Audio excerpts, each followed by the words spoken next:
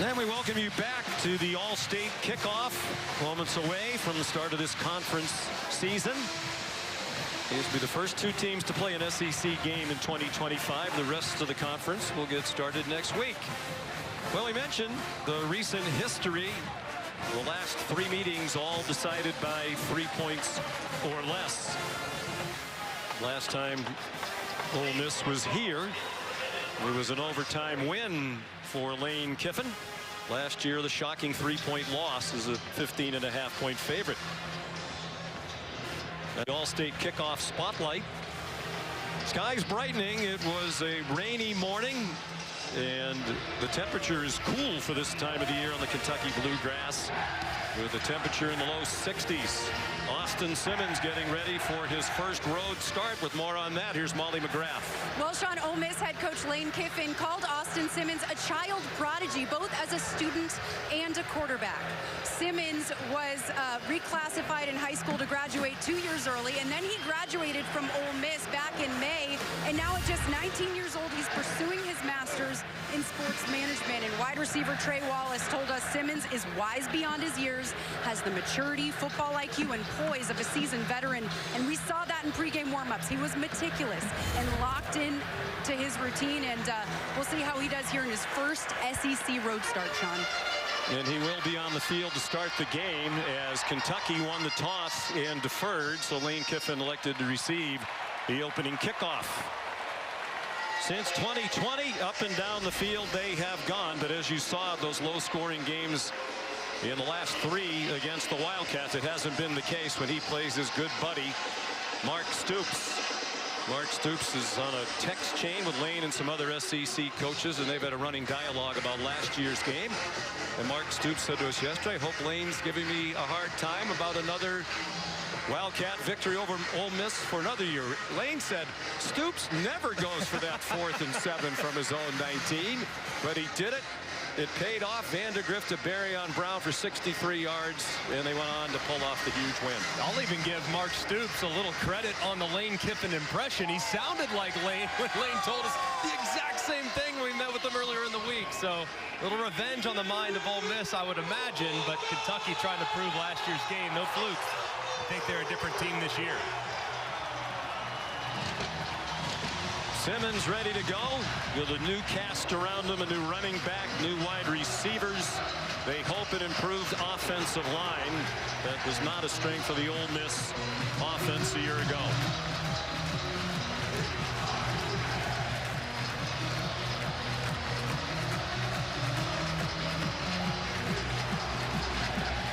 Good atmosphere here. There's a fan base that's getting a little restless after the 4-8 season of a year ago that ended an 8-season bowl streak. Jacob Coway, strong-legged kicker, will kick off. Isaiah Hartrip is deepest for Ole Miss. Kentucky opened here a week ago with a win over Toledo. Was uninspiring against the MAC preseason favorites. They won 24-16. Ole Miss pulled away from Georgia State at home 63-7 last weekend, and it'll be a touchback. And here comes Simmons, who had a bit of a shaky start against Georgia State. A couple of early interceptions, perhaps a little bit too confident in that great arm and decision-making that you talked about. But he settled in and had a big day, 341 and 3 touchdowns. Lane Kiffin said that tricky start actually was good for his team in general. Showed them that, unlike last year in the first few games, they can battle back from adversity and put forth a tremendous performance down the stretch.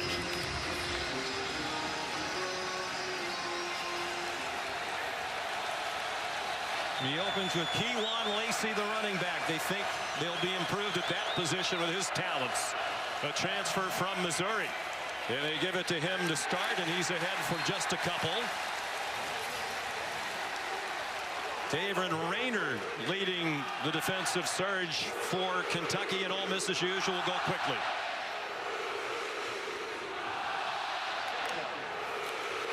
The fake to Lacey, the quick throw out wide, caught by Harrison Wallace, the third.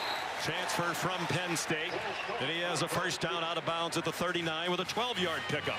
And the tempo for Ole Miss, so difficult to adjust to. A lot of new faces on this Kentucky defense. Only Alex Safari, the linebacker's really seeing them regularly. You got to get your cleats in the turf. The fake to Lacey. And the throw too far out in front of Trey Wallace. They lost the headliners of their receiving group from a year ago. Trey Harris, second-round pick to the Chargers. Jordan Watkins, fourth round to San Francisco. But Dejon Stribling, Deuce Alexander, Harrison Wallace the third among the transfers. They think they'll be deeper at that position this year. Maybe not quite as talented at the top end. Lacey to the 43, chopped down after a 4-yard pickup. Here comes third down and 6. By far the most important down of the game for both Ole Miss's offense and Kentucky's defense. Ole Miss just 1 of 10 last year against Kentucky on the money down. That was a huge problem. As a result, Kentucky held the ball for more than 39 minutes in Oxford. Austin Simmons given plenty of time, running out of time, and down he goes near the line of scrimmage. By Case Humphrey Grace.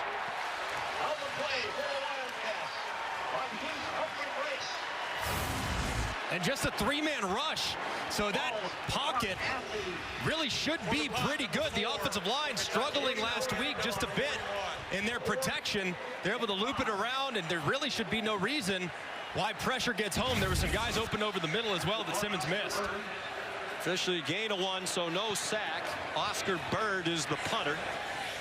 It's short, and contact made with Ty Bryant, who is back deep for it, and a flag is thrown. Well, not the start Lane Kiffin had in mind. 1 first down and a punt, now a penalty on that punt.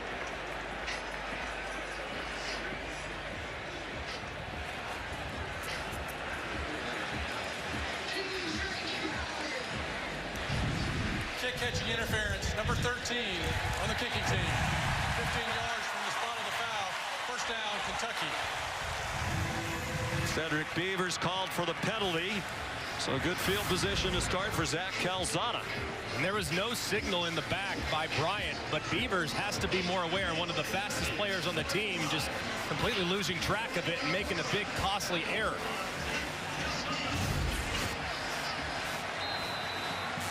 So Kentucky will begin from its 35-yard line, led by Zach Calzada. First year at Kentucky, 7th year in college football. Dante Dowdell lines up behind him in the pistol. One of those 2 new running backs. He gets nothing. In fact, a loss of a yard against this remade Ole Miss defense. Will Eccles leading the way for Ole Miss. Calzada is a young man with a very strong arm. Career win-loss record, a little better than you might realize. It's the completion percentage. Talking to him, he wants to play clean football, make good decisions. Turnovers have been a problem for him in the past. 1 year as a starter at Texas A&M. He was there for 3. Transferred to Auburn, but never played there. The last 2 at Incarnate Word in FCS, where he put up big numbers. Swing pass to Dowdell. Transfer from Nebraska, where he was the leading rusher for the Huskers last year. That's a 2-yard gain. Prince Will Uman Mielen in on the tackle. These are down and distances that Kentucky has to avoid. 2 new tackles coming up from the G5 level. Their first experience now tasting speed from an SEC pass rush. So obvious passing situations must be avoided for the Wildcats, who lack a true number 1 wide receiver. Calzada threw for just 85 yards in that opening win here against Toledo last weekend. 3-man rush. They do block it. He has some running room. He throws a back shoulder. Broken up. A flag down. Broken up by Wydett Williams Jr. It was intended for Willie Rodriguez. Let's see which way this is going.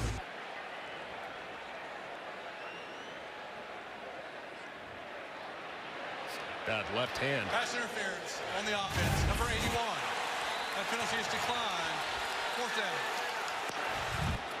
Lane Kiffin has to love it. There was a lot of pushing and shoving, and I think that last-minute push by Rodriguez to create just a little separation is what resulted in the flag. And Mark Stoops not happy with it. Looked like that left arm was in there just a little bit, so I think it could have gone either way.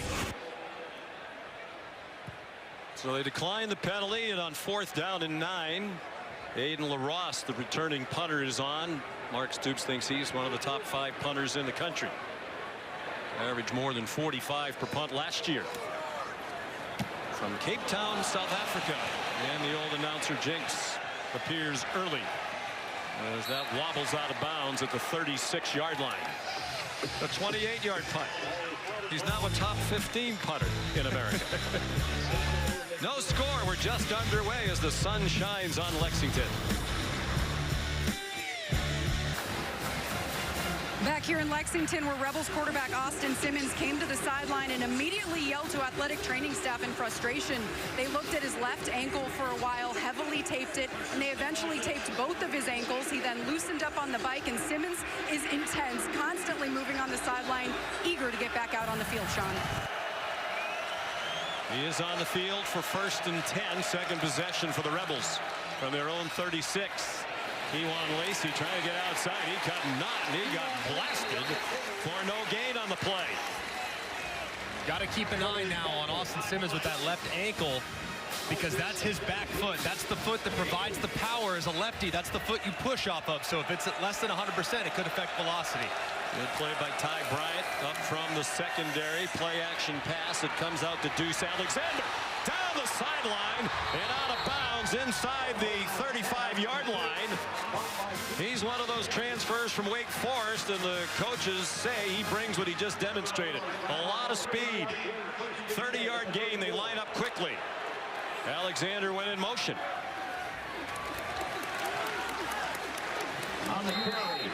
Kewan Lacey, the ball carrier, for a gain of 1.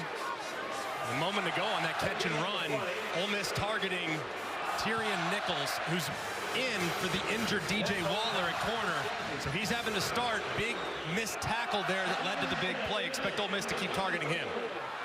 Waller would have been a starter. He's out with a hamstring injury. Tyrion Nichols was likely to be part of a 3 cornerback rotations, and now they'll lean more heavily on him.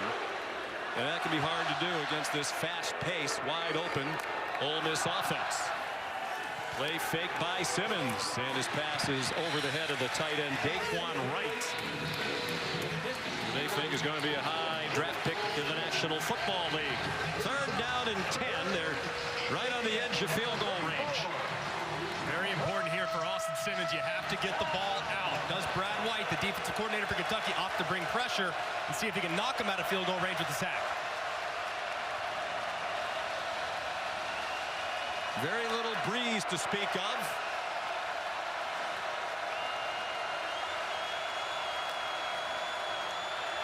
Simmons to the sideline, incomplete. Diving attempt made, but it falls to the turf. Intended again for Deuce Alexander. And what will Lane Kiffin do? He'll send the field goal team on. They went into the portal and got one of the best in the country over from Western Kentucky, Lucas Carnero. It was 2 for 2 last week in his Rebels debut.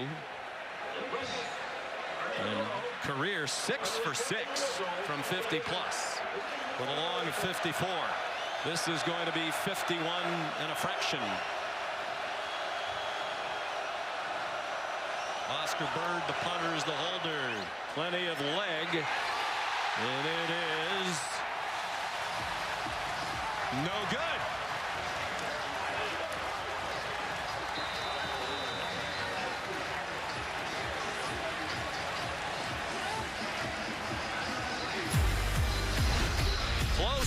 But not through. Plenty of distance, but hit the upright and caromed away. You're watching SEC All Day, presented by IHG Hotels and Resorts. And now I live it. Back in Lexington, Kentucky, still no score. We'll look at today's impact players, some of them presented by the Home Depot. For Ole Miss, it's their defensive lineman, Xavier Harris. They're going to move him around. He's a big, physical, 6'8", 330-pound run stopper. And Kendrick Law, receiver, transfer from Alabama. He's the one guy that Bush Hamdan, the offensive coordinator, feels we not to manufacture touches for him in this game. Maybe it'll be right here on a jet sweep. He didn't have a touch last week in the opener against Toledo. Seth McGowan in at running back. He made his way out to the 39-yard line, a 4-yard pickup for the transfer from New Mexico State, where he was the leading rusher last year with more than 800 yards. Both he and Dante Dowdell rushed for more than 75 yards in the opener against Toledo. A lot of Dowdell's was on a late 79-yard touchdown run that helped put the game away.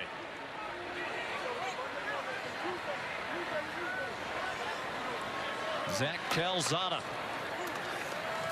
Quick pop. There's a flag down. There is Kendrick Law right on cue. Showing off that speed. There's another flag downfield. 2 of them thrown near the end of the run. 4 flags on the field. 2 at the line of scrimmage. 2 near the end of the play. And a lot to sort out for our referee, David Smith, leading this SEC crew.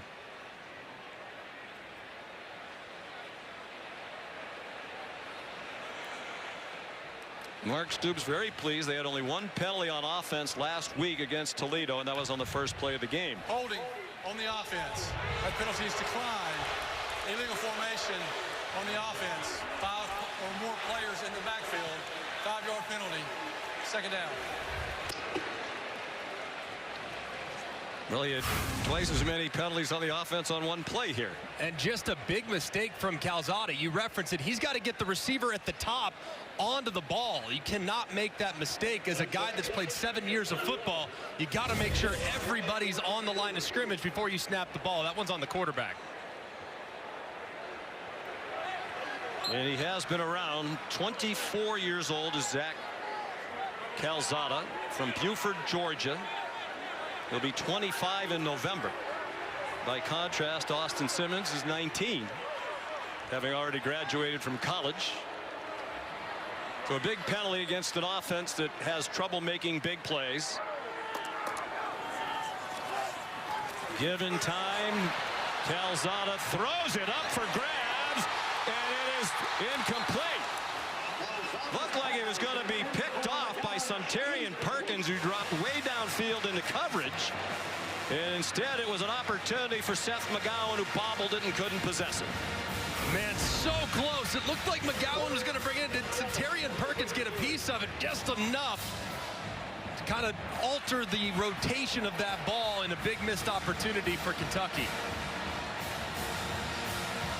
And it's early, but when you're the underdog like the Cats are today, you can't afford the penalties and those kinds of missed opportunities. We'll give Perkins credit, a defensive end who has played some linebacker, dropping way downfield, screened against some pressure.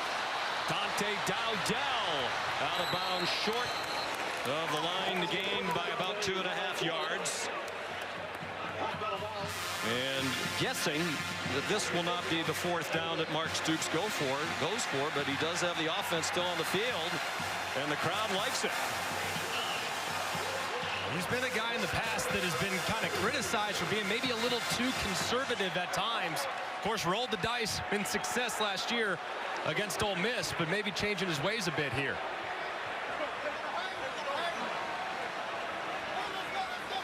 Well, they better hustle, because the play clock is down to 6 and they're still in the huddle. Try to draw him off sides. Well, they're going to run out of time to do that. And they're going to call a timeout.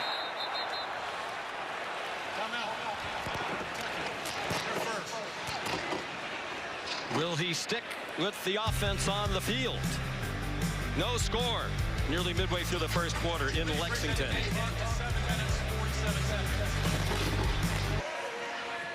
Well, after some consideration, Mark Stoops says Zach Calzada, the offense on the sideline, and the punt unit on the field. I think this is the right thing, Greg. You know, he's a field position, defense, possess the ball kind of guy. You don't want to turn the ball over here. Completely agree. Defense had a couple nice possessions early outside of a missed tackle or two, and you could potentially, with the great punt, back up Ole Miss with the back to the student section for a young quarterback. It's a hostile spot. Aiden LaRosse, the punter. It is kind of the field position. If they were inclined to fake, they might. This is a much better punt. And a fair catch made by Harrison Wallace III. 40-yard punt. There's the Taco Bell Liv Moss student section.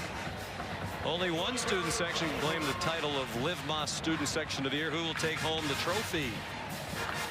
University of Kentucky school of 36,000 students in the beautiful bluegrass country, south of Cincinnati, southeast of Louisville.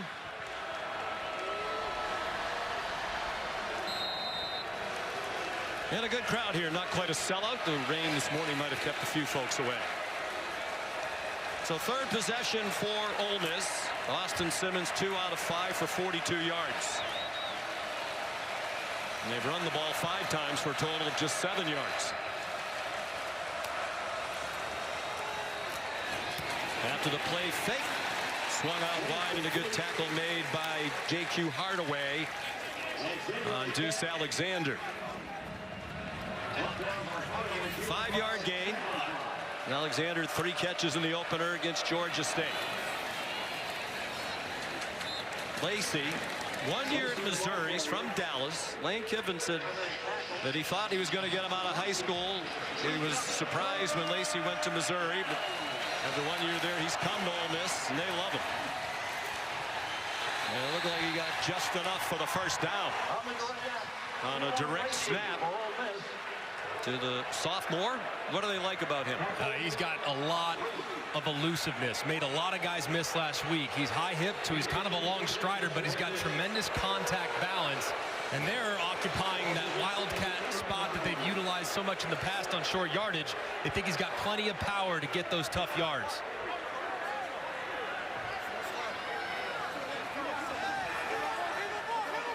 And they don't huddle very often, obviously trying to catch Kentucky off guard. Low snap, handled by Simmons, laughs it up, and it's intercepted.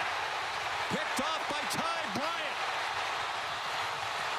And back it comes to the 30-yard line.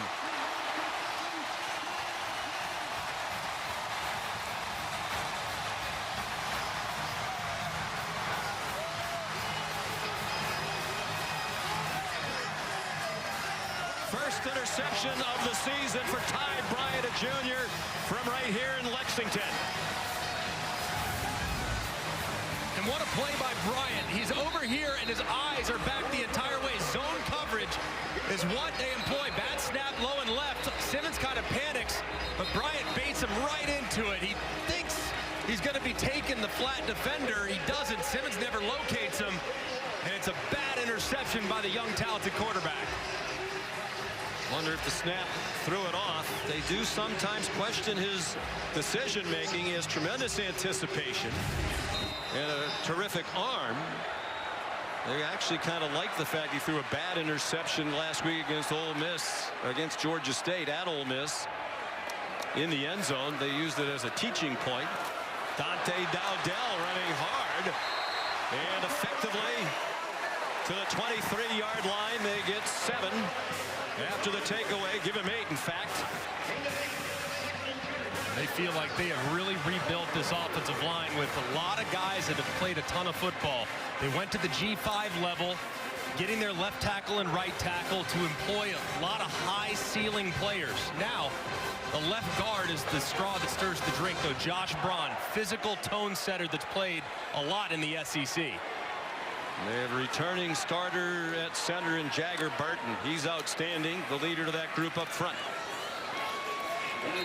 Dowdell did not get the first down. They call it the Big Blue Wall, and for many of these 13 seasons under Mark Stoops, it's been a strength. They are experienced. Now 171 combined starts among the total group. Only Virginia and Illinois have more.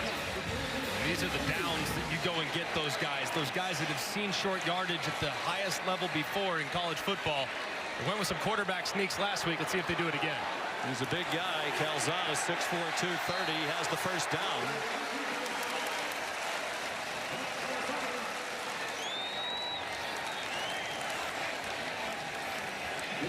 They will huddle. They will bleed the clock. As we said, they held the ball for more than 39 minutes in Oxford last year. Big part of this offense in the red zone last year was centered around quarterback run. That's because that really suited what their quarterback did well. Calzada, not the runner that they had a year ago in Vandegrift and Wimsatt, but still is effective enough to keep you honest in the run game. Because they don't have really a #1 wide receiver, they'll try to get guys loose with formations, bunches, and stacks. Right now it's just 4 wide. He's looking for Josh Candace, the tight end, who got his feet tangled up. That was not a promising throw anyway for Calzada, as that was thrown into double coverage. And it's an incomplete pass. Way too greedy from Calzada here. Trying to fit it into Caddis, but there's a defender working inside out. And that's TJ Banks, and little friendly fire with an accurate throw. It's picked. But an inaccurate throw, the little safe there, and Stoops has to hate that. Stoops wanted the flag. Our referee expert Matt Austin says no, he did not think that was worthy of a penalty. 2nd and 10. There goes Law, and here comes that jet sweep. He has a blocker, McGowan, out in front. And Law out of bounds at the 12. Good play call by Bush Hamden. And clearly they're making more of an effort to use the talents of Kendrick Law. Officially a forward pass in an 8-yard game. Yeah, making a real effort to get him as many touches and manufacture as they can. But how about the block by McGowan? Said early in the show, these running backs are the tone setters. He decleats a secondary player to allow Law to hug the sideline to set up another 3rd and short.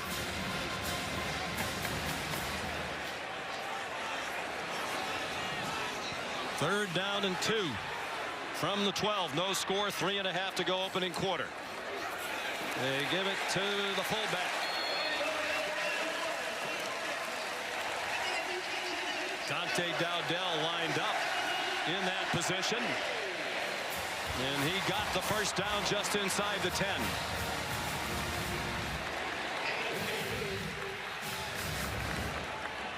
Anticipate Kentucky to continue to challenge that offensive line. See if they can continue to push. But the off tackle's been pretty good. Get those big bodies for Ole Miss moving a little bit sideways and run behind your 2 tight ends to the right-hand side.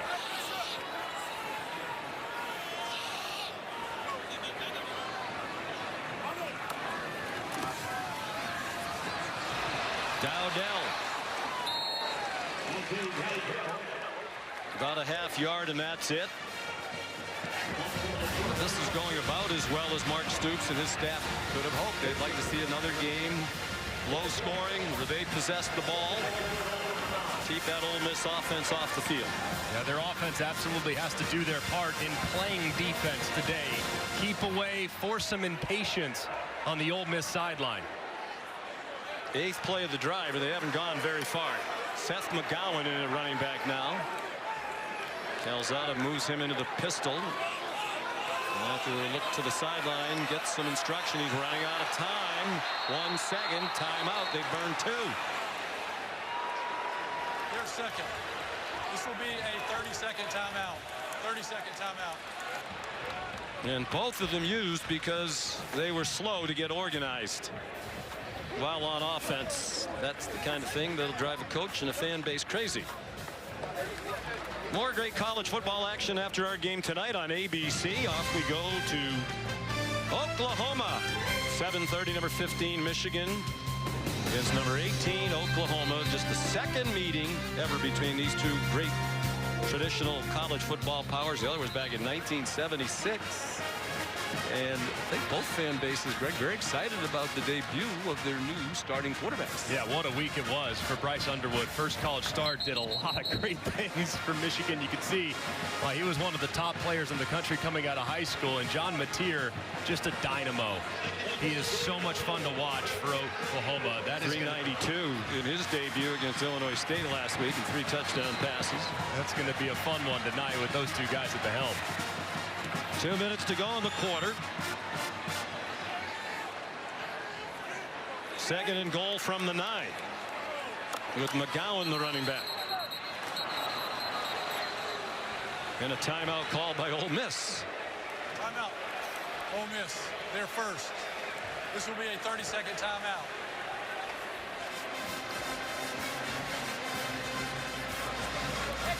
What's interesting is Zach Calzada, 7 years, 3 years at Texas A&M. The last one there in 21, he was the starter. Started 10 games, went 6-4. I think he's been kind of considered a journeyman since last couple of years at Incarnate Ward. Pete Golding's the defensive coordinator now for Ole Miss. He was at Alabama. Set small field goal as time expired.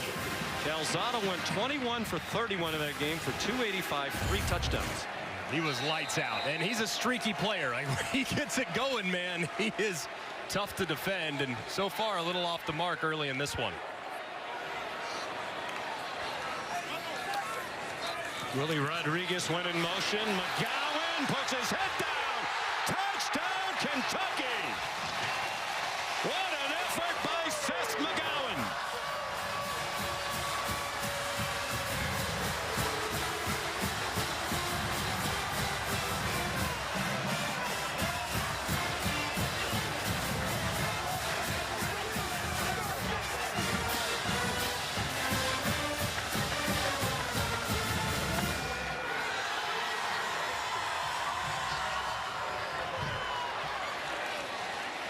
They take advantage of the short field after the interception thrown by Austin Simmons.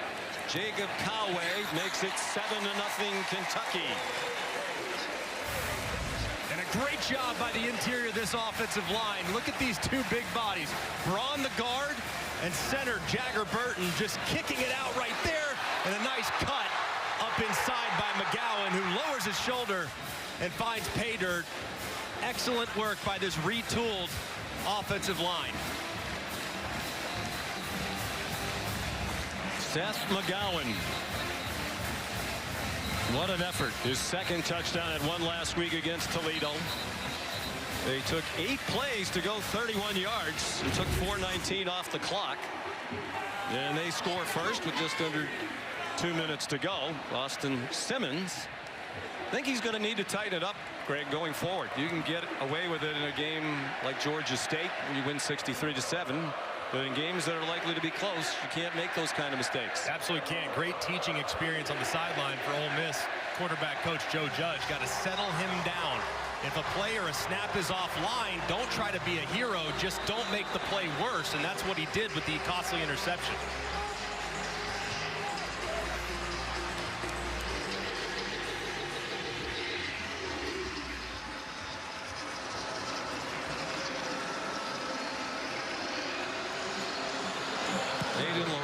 Kicks off. And it's a touchback. Here's Kevin. There's some nasty weather around parts of the country today. Could be other delays elsewhere. Logan Diggs is in at running back now. The backup to Kewan Lacey. Simmons out of the gun. Kentucky brings heat. And they run away from it. Austin Simmons could not escape. Last couple times they've been a little behind the sticks. They've gone with a quick RPO and thrown the hitch to the outside. Did they go back to the well here? Because those Kentucky Wildcats are probably thinking about defending it. Khalil Saunders made the play for Kentucky. It's a remade defense. They lost a lot of headliners from a year ago. Saunders nowhere near on the same page. Probably not catchable anyway, as it landed well across the boundary in the general direction of Harrison Wallace III. Life on the road, a struggle early for Lane Kiffin and his young quarterback. And they tried to go. They thought the hitch, and look, you're going to see the route. Quick hitch, show it, and go. Great job, though, by Hardaway, the corner, staying on top of it and forcing the incompletion. Logan Diggs remains the running back. 3rd down and a long 9. And it's intercepted again. Again by Ty Bryant. And he's again inside the 35. Lane Kiffin sprinting out onto the field. He's going to calm down his young quarterback.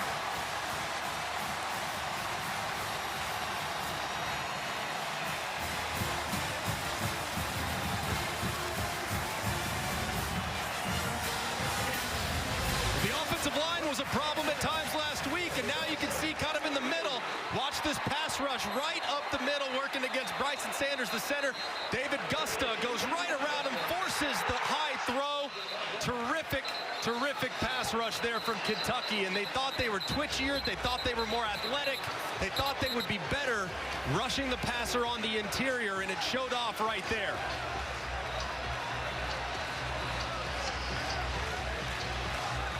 What an afternoon for Ty Bryant, a Kentucky football legacy. His dad Cisco played here in the mid-'80s for the great Jerry Claiborne.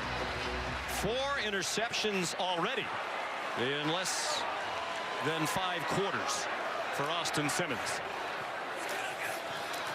Dante Dowdell wrestled down, flag down. Sideline celebrating for Kentucky. A face mask call coming here against Ole Miss. Personal foul, face mask, number 96 on the defense. 15-yard penalty, automatic first down. Big left hand up there. It's Jamarius Brown, who grabs and drags down the running back there, Dowdell, for Kentucky. An easy call. Ole Miss has to settle down across the board right now on both sides of the ball. A minute to go in the first quarter. They've turned it over twice. Ole Miss has had a field goal clang off the upright. Crowd very quiet when they have the ball on offense. Calzada takes the sack. First for Ole Miss. It comes back near the 25-yard line. Will Eccles there first for Ole Miss for a 9-yard loss. And just a great job by Eccles working right around Braun, who led the way on the touchdown run a moment ago, and he just gets beat right around the edge. There's just absolutely nothing Calzada could do but to eat it and live to play second and long. They lost a lot of talent, some NFL talent on that defensive line from a year ago. Walter Nolan, Princely Umanmielen, J.J. Pegues, where they think they have plenty remaining. Dowdell weaves his way back to the 21 on the final play of the first quarter, a 4-yard gain. Kentucky leads 7-0. They're poised to add to that lead. A couple of interceptions thrown by Simmons, both to Ty Bryant. Our presentation of college football on ABC will return after this message and a word from our ABC stations.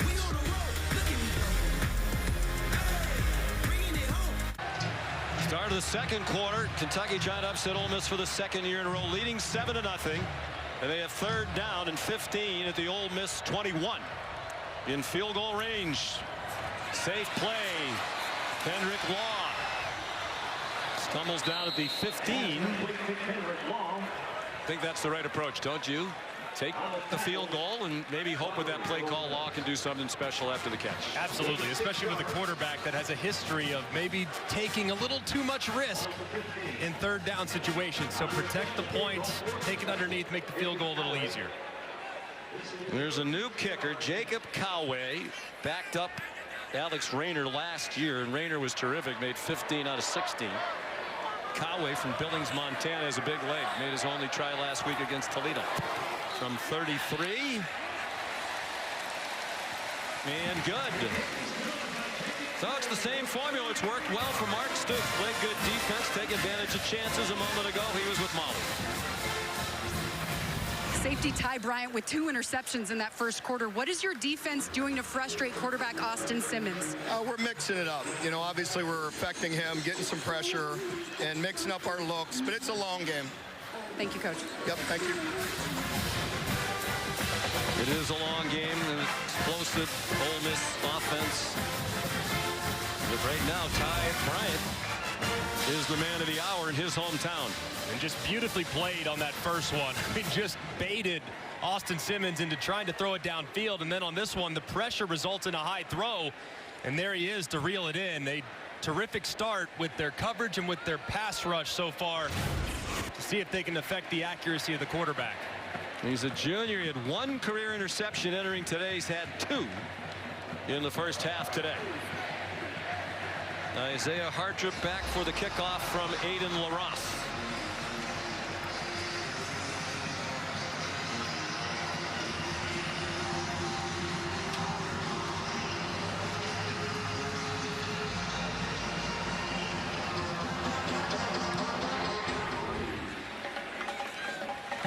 Yeah, it's another touchback. So they love his maturity, that they have been concerned that he can be a little too confident in his arm and in his decision making. And it's showing off so far today. And Austin Simmons, what does Charlie Weiss do to now kind of calm him down? I mean, get him an easy completion. Let him kind of see the ball go into the receiver's hands. Move the pocket a little bit. Simplify things for your young quarterback, because you know things are flying around in his head right now. He's probably seeing some ghosts with what that defense is doing. Kewan Lacey back in at running back.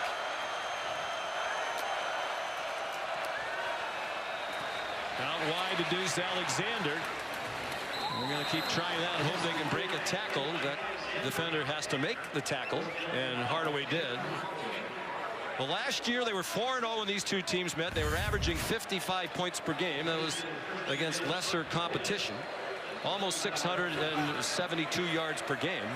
Kentucky held them to 17 in Oxford, and almost half that total.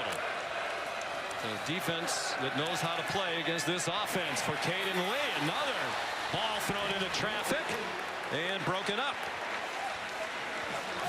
Man, and the ball right now that's coming out of Austin Simmons' hand is just not like anything we've seen so far. This ball was behind. This ball was late. If the defender turns around a little bit earlier, might be able to pick it off. Just a bad throw there from Simmons. Well defended by Quaysheed Scott. Sophomore, new starter in that secondary. On 2nd and 10, it's Kewan Lacey to the 42-yard line. They lost a lot of talent in that secondary, did Kentucky. Maxwell Hairston was a first-round pick of the Buffalo Bills. Zion Childress on the practice squad with Dallas. And these new starters getting the job done so far. On 3rd and 3, Simmons lowered his head and did not get the first down. Well, what do you do here if you're Lane Kiffin? Well, I think you go for it. I think you trust your defense. Defense has played pretty well, had a couple short fields. I think you go for it. You go with a similar play, quarterback run, or do one of the direct snap wildcat plays that they've had success with in the past. They think it's an improved offensive line. Here's a big test. And the ball was moved. I believe they stopped it because you can see the ball's right on the 45-yard line, and he actually came up about a half-yard short. Looked like the center. Forward, repositioning the ball in its original spot. It's not cheating if you get away with it. Hey, why not try, right? Maybe they won't see this, guys. Let me just sneak that ball forward just a hair. Brad White, the defensive coordinator, in his 8th year on staff, hoping for a stop. They go out of the gun, and they're going to throw it. And it is caught! A big play down the sideline. Harrison Wallace down to the goal line. 4th and inches, and they go to a play-action pass. And a much-needed big play for the Rebs all the way to the 1. 55 yards, and they run up to the line quickly. Kewan Lacey. Touchdown, Ole Miss.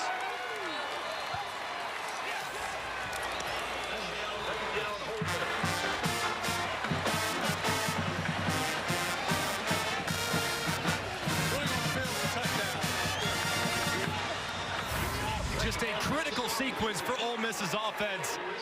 Great job getting into an unusual formation where they had a hard time identifying who was where. You have Wallace, who's there in the backfield, kind of lined up in a wing alignment. He sneaks out on the corner. Big play sets up the punch-in, answering touchdown.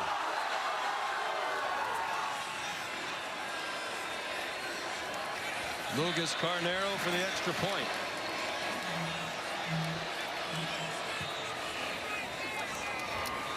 And that has quieted this raucous crowd in Lexington.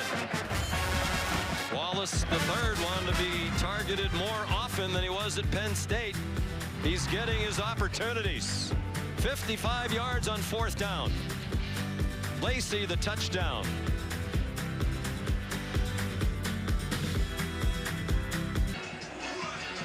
You're watching the SEC on ABC.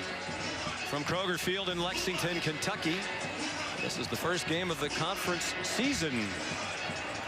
Well, the rest of the SEC squad still out of conference here in week 2. 10-7 Kentucky. Ole Miss kicks off. Carnero's kick is a touchback. This was a great play on 4th down. I love how they have all of the guys. It looks like run play. I mean, look at exactly what they're thinking. They're thinking 7 yards, that's the deepest. And then boom, you just sneak out Wallace. They're anticipating full run. They're selling out against the run. And you get your speedster one-on-one in the back end. He throws a perfect back shoulder ball, leads to a huge play. Tremendous execution and operation from Ole Miss there. And a play they needed to have, and Austin Simmons needed to execute. They schemed the receiver wide open. Charlie Weiss Jr., terrific offensive coordinator. It was the longest completion of Simmons' career. Brief that it is. He got into 9 games as a backup. Here's Seth McGowan running hard. Zach Calzada said last week he runs like he's mad at the ground. He does too, man. He finishes runs like you wouldn't believe. And so far, this Kentucky offense, led by both McGowan and Dowdell, a lot of perimeter runs, a lot of stretch runs, not attacking the middle like they usually do, more on the edges, which has been advantageous. McGowan got 5. He remains the running back with Calzada out of the gun. Low throw. And apparently caught it without putting a knee down, and it's a first down. Troy Stellato, newcomer, transfer from Clemson. They keep saying that Stellato just makes plays, man, just highly productive. But did he catch it? I don't think so, looking at that. Like he kind of trapped it on the low throw from Calzada. Previous play is under video review. The ruling on the field was a catch.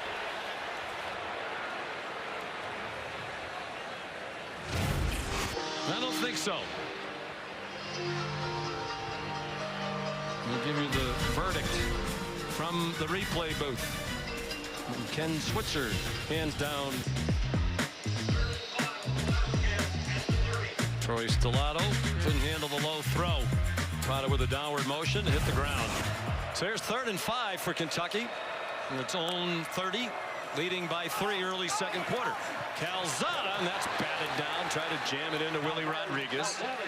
And it was well played by Anthony Kite. One of many newcomers in that secondary, and they think he's very talented over from Auburn.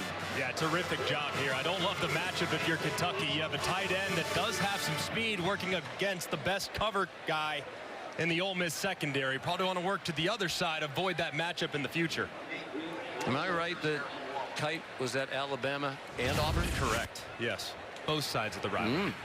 Happens a lot in 2025. Now at Ole Miss. Yeah. 3 schools, he's just getting started. It'd be like going to Harvard and Syracuse, you know. Just similar, very similar academic profile. Yeah, for sure. Aiden LaRosse, high and short. And down near the 32. 38-yard punt. The 56th season of Monday Night Football kicks off September 8th. That's this Monday on ESPN ABC and ESPN Deportes. 8 o'clock Eastern. The Vikings and the Bears. Dayton and Eli's alternate broadcast on ESPN 2. They're smiling today with Arch's bounce-back performance. Coverage begins with Monday Night Countdown at 6. And already this NFL season off to a rollicking start. How about it? I mean, wild game between Cowboys and the Eagles. The rain delay, guys getting tossed before the first snap, and then a big upset. The Chiefs losing in Brazil. Just a crazy start to the season. I don't know if that was big. Not huge. AFC West a little different now than it's been the last couple of years. Austin Simmons out slinging.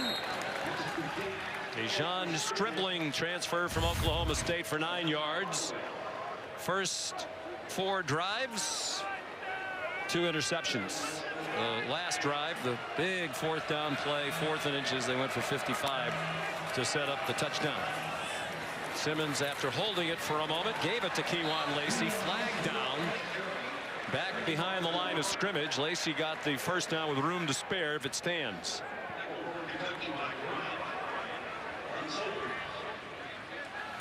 Personal foul. Hands in the face on the defense. Number 90.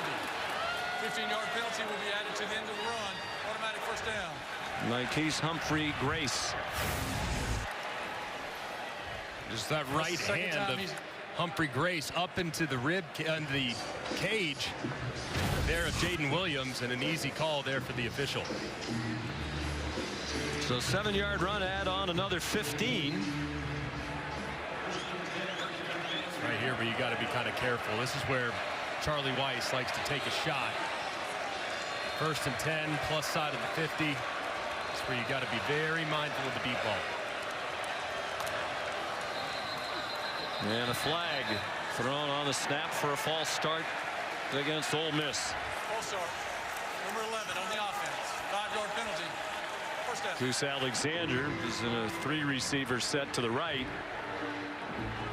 So for the 2nd week in a row in his first 2 starts of his career, Austin Simmons threw 2 first-quarter interceptions.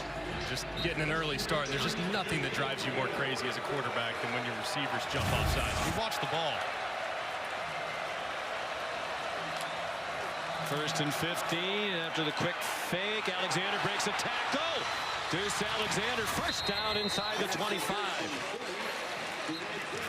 That's another hitch targeting to Ryan Nichols, who's now missed 2 tackles, led to big yards after catch.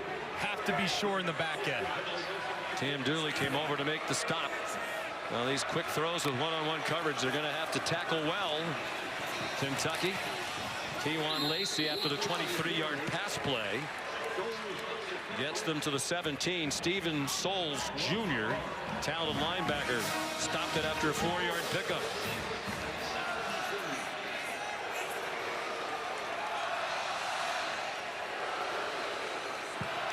He's starting to dominate in the yardage. Lacey got away from penetration and got a yard or 2 on a direct snap. Of course, those Kentucky points set up by the short fields off a couple of interceptions, and now clinging to the 3-point lead. When they get in 3rd and medium in the red zone, you can expect some stacks and bunches, condensed formations that make it very difficult to pass things off. That's what it looks like Ole Miss is lining up in here. 3rd down and 4. Simmons to the goal line. They signal touchdown. They will definitely take a look at it. It was close, but if it stands, it's a 15-yard touchdown run. He's down. Elbow down ball. Still making its way toward the goal line. They'll likely bring this back to about 6 inches short of the goal line. The previous play is under video review. The ruling on the field was a touchdown. Knee down as well. With you, Sean, let's watch that elbow. I feel like that left knee right there, and then elbow following closely behind, so maybe just outside, maybe right at the 1-yard line, but this ball should be reversed. A great bounce back from Austin Simmons in the Ole Miss offense the last couple drives. He's a very good athlete. Came to Ole Miss hoping to be a 2-sport athlete and play baseball as well. You might expect a talented pitcher, which he says has really helped his quarterbacking because he can adjust his arm angles and his football delivery. But football's gone so well that at least for the time being, he's focusing on that. Here's David Smith. After video review, the runner was short of the goal line. The ball will be placed inside the 1-yard line. Well, last season, this was J.J. Pegues territory. They put that big defensive lineman in there, and he'd help power through. Yeah, I think you could probably still anticipate some type of direct snap to whoever the ball carrier is going to be and challenge that offensive line. Their backup quarterback is Trinidad Chambliss. They do expect to be using him in short yardage and goal line situations. He is not out there at the moment. Damian Taylor takes the direct snap, and he gets stuffed at the line of scrimmage. Tavion Gadsden helping lead the way to Ryan Nichols up from the secondary. That time, Kentucky just pinching everything along the defensive front and collapsing on that north-south run. After seeing that, if I'm Charlie Weiss, I'm kind of thinking, hey, quick fake inside, buzz someone out in the flat, see if you can't catch him out flank. Looks like it'll still be a snap to Taylor. It is with lead blockers and a touchdown. Ole Miss leads for the first time today.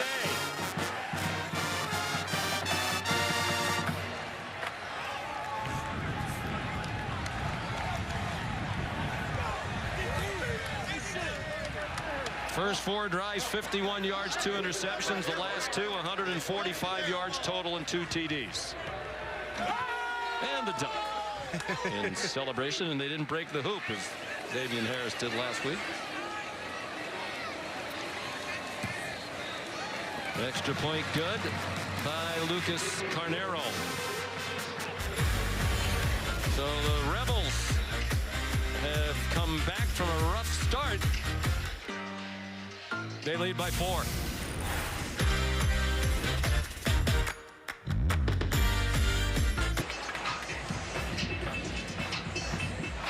Kentucky led 10-0, but Ole Miss has rallied back to take a 14-10 lead on a touchdown run from short range by Damian Taylor.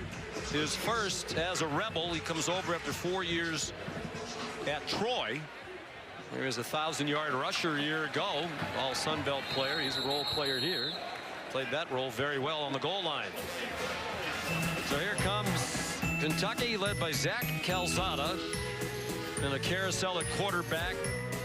Starting transfers regularly. Johnson, Wilson, Levis for a couple of years. Devin Leary last year, Brock Vandegrift, and now Calzada. He's here for his 7th year of football after 2 at Incarnate Ward. He said he was going to head into the NFL draft.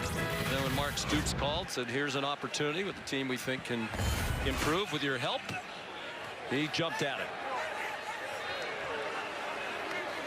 It has not been very productive. And with a coaching staff that's taking some heat, these sorts of things don't help. 2 timeouts burned. They can't line up right. And the crowd is groaning, and they're going to use their last timeout. That was smart by Ole Miss and Lane Kiffin, too. Kentucky, they're 3rd. As soon as Kentucky started to make a substitution, a guy ran out, the center judge will go out and stop it. So what does Ole Miss opt to do? They decide, you know what, we'll make a substitution, too, to force the center judge to kind of hold things off just a little longer to make this thing uncomfortable. As you can see, those guys running in, it's the first play of the game drive. You don't need to completely change your personnel. That's just a wise move by Lane Kiffin and his staff, taking advantage of the confusion on the Kentucky sideline with substitution. Mark Stoops has had a historically great run here. He's the winningest coach in school history over 13 seasons. But last year it was difficult. 4-8, 1 win in conference, the win at Ole Miss. And the heat is ratcheting up on him and on his offensive coordinator, Bush Hamden. It didn't help when it appeared he was leaving for Texas A&M a couple of years ago, and apparently the last minute that offer was pulled back. Fans don't like it when they think you want to leave. Calzada after the play fake. There's Willie Rodriguez, the tight end. Flag down in the offensive backfield. Calzada gesturing as if he got roughed. Yeah, he got hit. Looked like it was a little bit late as he was delivering the football. Personal foul. Roughing the passer on the defense. Number 26. 15-yard penalty will be added to the end of the run. First down. That's Taj Chambers who comes in and delivers a big shot to Calzada. I mean, that was a vicious hit and a good call by the official who's all over it.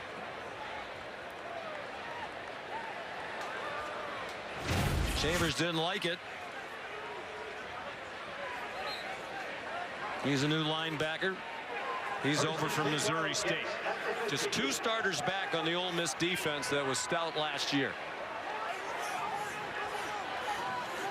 TJ Daugherty and Suntarian Perkins. From just shy of midfield, a good hole open for Dante Dowdell. TJ Banks made the stop. He's one of the few returnees in that secondary, surrounded by a lot of transfers. You have to be pleased, though, with what you've seen if you are a Kentucky fan, with how this offensive line is gelling. This is their first real test against top-tier competition, and they're winning at the point of attack, especially on the edges a little bit.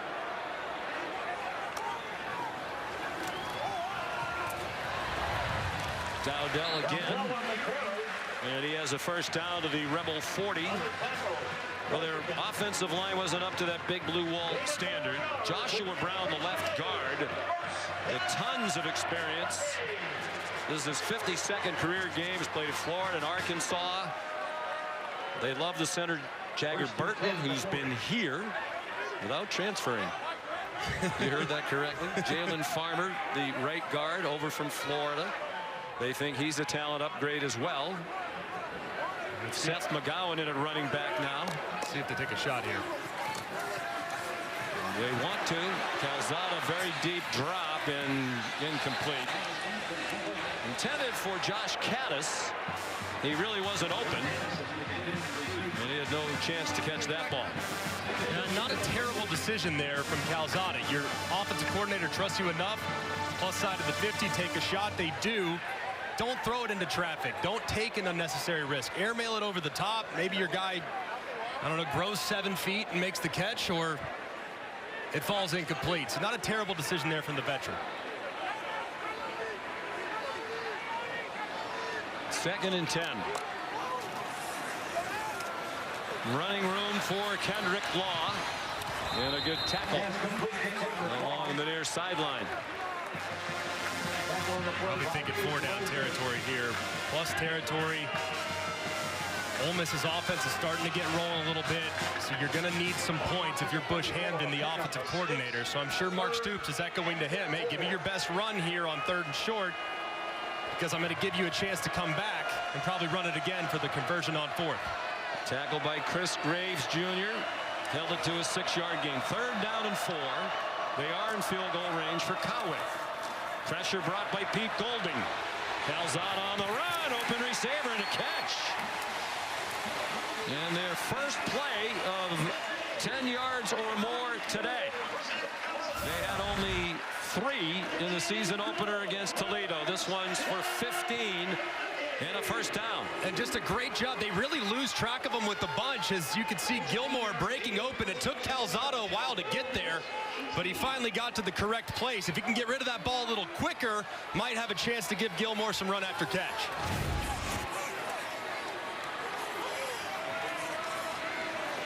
Hardley Gilmore, the 4th, with the catch. Transferred briefly to Nebraska. Play clock running out. They can't use another timeout. They just did get it off. Calzada through the hands of Caddis. They want to take the clock down as much as they can, own the time of possession, keep Ole Miss off the field. But they didn't want to have to use all of their timeouts and almost have to take a penalty there while doing it. Especially in the red zone where the operation just has to be so clean. And it's multiple times now, 3-4 times, where receivers are changing sides. Mark Stoops has to be so frustrated with the communication or the lack thereof, because they are really flirting with disaster by losing 5 in the red zone. 2nd and 10. From the 18. Good bounce by Dowdell, and then a leap to go down to the 13-yard line.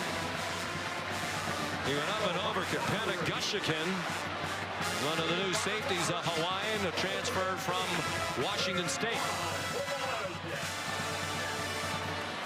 3rd and medium now in the red zone. They keep talking about how impressed they are with Kendrick Law's potential. Not the most natural route runner, but he's a guy that you might be able to hide in a bunch set, which I would expect them to use here. Tight, condensed set right here at the bottom. I'd be working this direction if I'm Calzada.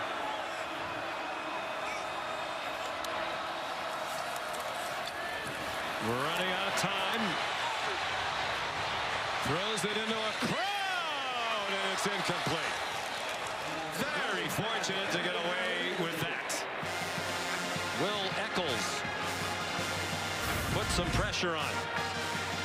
very fortunate if you're Calzada. It looked like Kite was going to go up and make the play, but it also looked at the same time like Gushikin actually tipped it away from him. So unfortunate that the great defense from Gushikin led to the incompletion, because that would have been picked if he doesn't touch it. A 62-yard drive stalls. They had it for 9 plays. Here's Coway from 31 to get them within 1. It is good with 4.5 to go.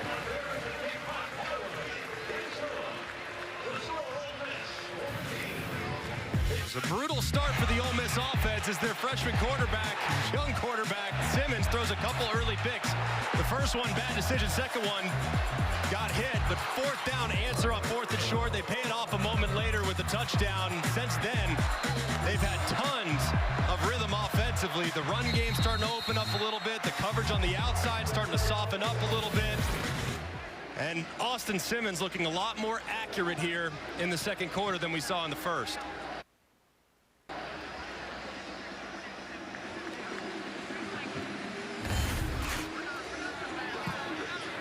2 interceptions.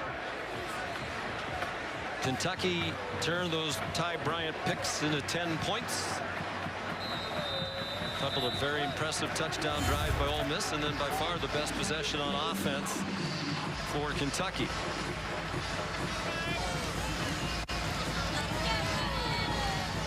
Simmons in this quarter is 4 out of 5 for 97 yards, including that big 4th down in Itchy's 55-yard pass play out of the tricky formation. Another touchback.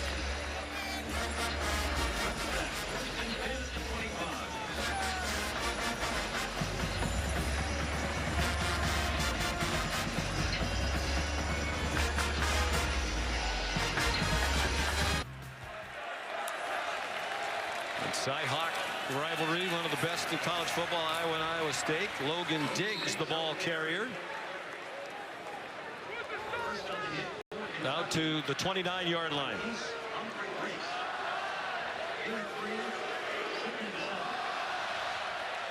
Had a hard time getting the running game going. 6 yards rushing. Play pass. Trey Wallace across the 40. They're going to take that hitch over and over and over again. That's now 4 times they've thrown the hitch underneath. It's led to a missed tackle by the corner. They need to get him up and talk Simmons out of it. 11-yard gain. Back to the run they go with Diggs. This is an offense that is so heavily dependent on RPO, and it's really just isolation. It's easy reads for the quarterback. If the corner is soft and you're allowing the hitch underneath, just take it all day long. So what you have to do as a defense is show soft and then come up quickly at the snap to talk him out of it. Lacey, nice run. T1 Lacey refusing to go down.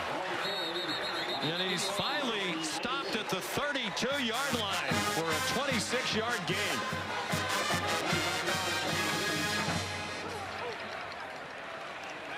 There's an injured player on the play. It's a Kentucky Wildcat being helped off back by the 45-yard line.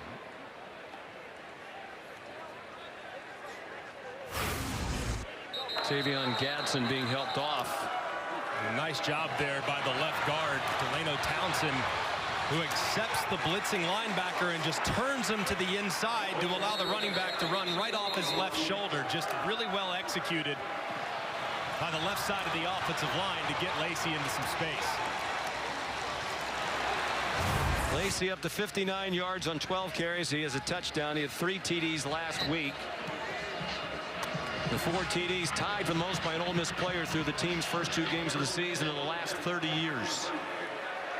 Henry Parrish Jr., Scotty Phillips, Deuce McAllister, and Artie Moore, the only others to do it. So off to a nice start with the Rebs. He slips as he tried to make a cut on this artificial turf. 4-yard gain. They are in field goal range, leading by 1, under 3 minutes to go. 2 timeouts for Ole Miss in the half and none for Kentucky. Now you look at the coverage down here at the bottom. Tight coverage, talk you out of that hitch they've thrown over and over again. Lacey dropped for a loss.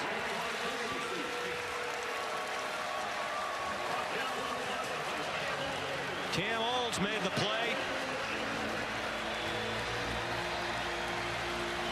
This is a down and distance where Brad White likes to utilize simulated pressures. The only blitz or rush 4, but it looks like more to the quarterback. See if they opt to heat him up here. 2 out of 6 on 3rd down. That's one more conversion than they had last year in Oxford against Kentucky. And they went 1 out of 10. A big part of that upset loss. 2-minute timeout. Another tight one between Ole Miss and Kentucky. You're watching the SEC on ABC, presented by Burger King.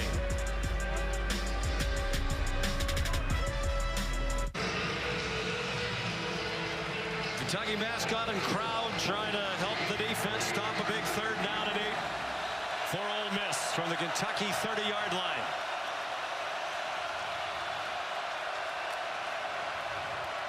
Quick hitter to Lacey with work to do. He's done some of it. Rare poor tackling by this Kentucky defense. They did stop him shy by about 3 yards, and now Lane Kiffin has a decision to make on 4th down. He tends to go for 4th down a lot, and he's going for this one. Heavily analytics driven. Are they about due for those terrific tight ends, Odom and Daquan Wright? Keep an eye on number 4, Odom. He's attached in line on the top of the screen.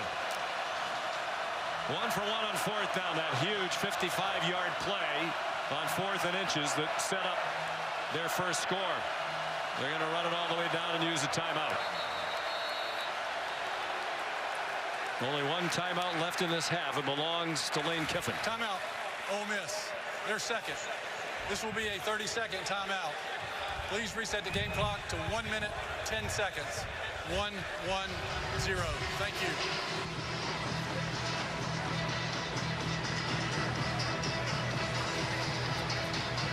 Well, they say styles make for fights, and I don't know what it is about Mark Stoops' style of defense. Brad White, the coordinator, that matches up so well against this Ole Miss team that goes up and down the field against most of the rest of their opponents, but it's working. It is. They just force you to be really patient. If you're going to beat Kentucky's defense, you're going to beat them by 1,000 paper cuts. They're not going to give up the big hitter unless you completely confuse them like Ole Miss did on that 4th and short attempt. So I think it's going to be fascinating this year. Do you move the pocket or do you end up taking the 3? It looks like they're going to settle for the 3 here. Interesting. 43-yard attempt for Carnero. And his first miss ever from 50 yards plus in the first quarter off the upright from 51. In fact, at Western Kentucky, he was 14 out of 15 in his career from 40 plus. That one is more what you've come to expect from Carnero. And the lead grows to 4 for the Rebels. With 1:05 to go and no timeouts left for Kentucky. The Aflac trivia question. I don't know who is the longest tenured head football coach in the SEC. Who has spent the most time in his current job? I think I have a pretty good idea. I think you know. Yeah. I hope I get this one. I would hope. I really would. Should we just go ahead and answer it? Let's do it. The answer is Mark Stoops. Have to have the Duck involved in his 13th season. That's actually the 6th longest tenure in the country. The answer to our Aflac trivia question. Kirk Ferentz, Kyle Whittingham, Mike Gundy, Troy Calhoun, Dabo Swinney, the only coaches around the country in any conference have been in their current job longer than Stoops has been here. And most of the track record is terrific. They took over a program that was down, the all-time winningest coach in school history. But the current situation is not pleasing to Coach Stoops or the fan base. He said he takes the blame for what happened last year. He thinks they're a lot better this year. So far, I know we're less than 6 quarters into the season. I know people were unimpressed with the performance last week against Toledo. That's a good Toledo team. It might be, by season's end, one of the best in the G5. And I think so far here against a very potent offense, they've done some nice things. They beat Ole Miss last year. They lost to Georgia here by 1, 13-12 early in the year. They had a lead against Tennessee in the second half last year. It got away. I don't think they were as bad as the record would indicate, but as the great Bill Parcells says, you are what your record says you are. I would think this would be very conservative here, Greg, with no timeouts. They get the ball to start the second half, and Ole Miss can only stop it once. Yeah, I totally agree with this, too. If I had a little more trust in the decision-making from Zach Calzada, I might give my 7th-year quarterback a chance. But I think it's smart. Just take it to the half, live to play the second, make a couple tweaks, and come back out ready to roll. And here's very animatedly come to the sideline toward Mark Stoops. I think Mark Stoops is just telling him, we're going to run it, or at least take time off the play clock. Now if you pop a run, you go quick and you snap it, they stop it, you might have to punt the ball away. Now McGowan, he is out to the 47. Now do you take a shot? Yes, now you can start to think about it, because you got a kicker with a big leg, end of half, end of game situation. You might be willing to try from 60, so now you can get aggressive. And again, the 3 blown timeouts. He needs to get out of bounds. Jamarion Maclin does. Mark Stoops told us yesterday Coway can make them from 60, and he'd try it from that far at the end of the half. They're within that range right now. This will be about 57 for Jacob Coway. In a perfect world, you would center it up, but you burned all your timeouts. Yeah, you can't run it in the middle of the field because the half's going to end. Yeah, and I think you probably just make it 2 or 3 yards easier by throwing one to the sideline, get out of bounds. Just throw it away and take a chance with the 57, right? I mean, if you run a play in bounds, the half's going to end. Yeah. I mean, what you can't do. Fire drill. They can't take a penalty. My goodness. Snap it and throw it away. Snap it and throw it away. Do they get it off? They catch it in bounds. There is a flag down. J.J. Hester made the catch. Now this might be the difference between a field goal and not a field goal attempt and not.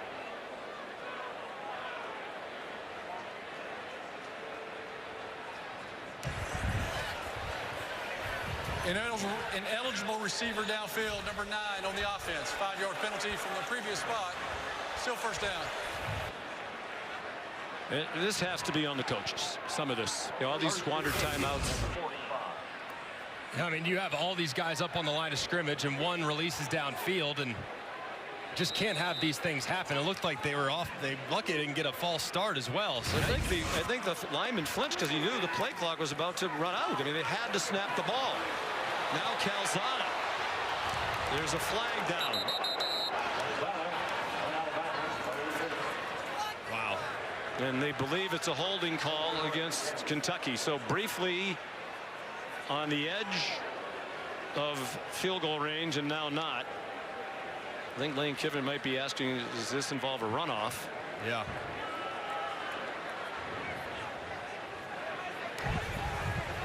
Holding on the offense, number 50. 10-yard penalty from the previous spot. Replay, first down. Alex Rollschlager, one of the new offensive tackles over from Bowling Green. It's on the right side, and as Calzada escapes to his right, just grabs that jersey and doesn't allow the defender to track it down, and just a disastrous end, disastrous sequence. The game clock should be put to 4 seconds. 0-4. Thank you. The crowd just groans as if to say, what else could go wrong? A 57-yard field goal is not high percentage, but you at least have to give yourself a chance to kick it there at the end. Just really a huge, huge issue here the last couple snaps. And now Ole Miss is using its last timeout. Their third. You don't have any dinner plans, do you? All 6 timeouts gone. here in the first half. Again, we just chronicled Mark Stoops' tenure, and it's for the most part been a very successful tenure. You know, it's turned south the last couple of years, but these are the kinds of things that if you are in the hot seat, they get you fired. You know, it just does not look like a well-coached football team in terms of the management, the operation. So they do a lot of things really well. I mean, they obviously play great defense. They coach great defense. But the offense and the game management is an issue, at least recently. And he is lighting up members of his offensive staff. I mean, he should be, because he's not the one calling the plays, calling the formations. That's coming from Bush Hamden, the offensive coordinator, and the rest of the offensive staff. I mean, that is on the offense. I mean, and doesn't somebody have to say in his headset, okay, you know, we don't have another timeout. We can't run a play in bounds. Just throw the ball, take a snap, throw it out of bounds, and we'll kick a field goal from 57 yards with 6 seconds to go. Especially with the direct-to-player communications. Like, you can walk your quarterback through it quickly, just spike it, if nothing else. I mean, just really self-inflicted here down the stretch. Hail Mary defense on for Ole Miss. They have 2 defenders back at their 5-yard line. Calzada has a strong arm. This is going to pad the stats. Now he pitches it forward, I think. And it doesn't matter because he's out of bounds to end the half. There is a flag down. That's an illegal forward pass down around the 33. Pass on the offense, number 5. That penalty includes a loss of down. By rule, the half is over. And not a moment too soon. 17-13. Kentucky will get the second half. Maybe they'll defer.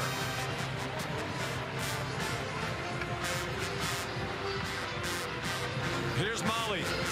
Coach, 2 first-quarter interceptions for Austin Simmons. What did you say and do to get him settled? Just told me he's fine. Just calm down. It's a long game, and we're going to be okay. We started about as bad as we could, and now we're ahead at half, so we got to come out, play the way we did in the second quarter the rest of the game, and we'll be fine. How do you continue to keep Kentucky's offense out of a rhythm? Well, we got to keep tackling. We got to even tackle better on the runs because they're pretty much one-dimensional, not being able to throw right now. But, you know, we got to tackle and then stay deep because they're going to eventually take some shots. All right, thanks, Coach. All right. Sean. All right, Molly. Interesting, to say the least, first half. And Lane Kiffin's team with 17 points. Involved in another close one with the Cats. We'll send you to the studio now for the State Farm halftime report. Sean, thank you so much.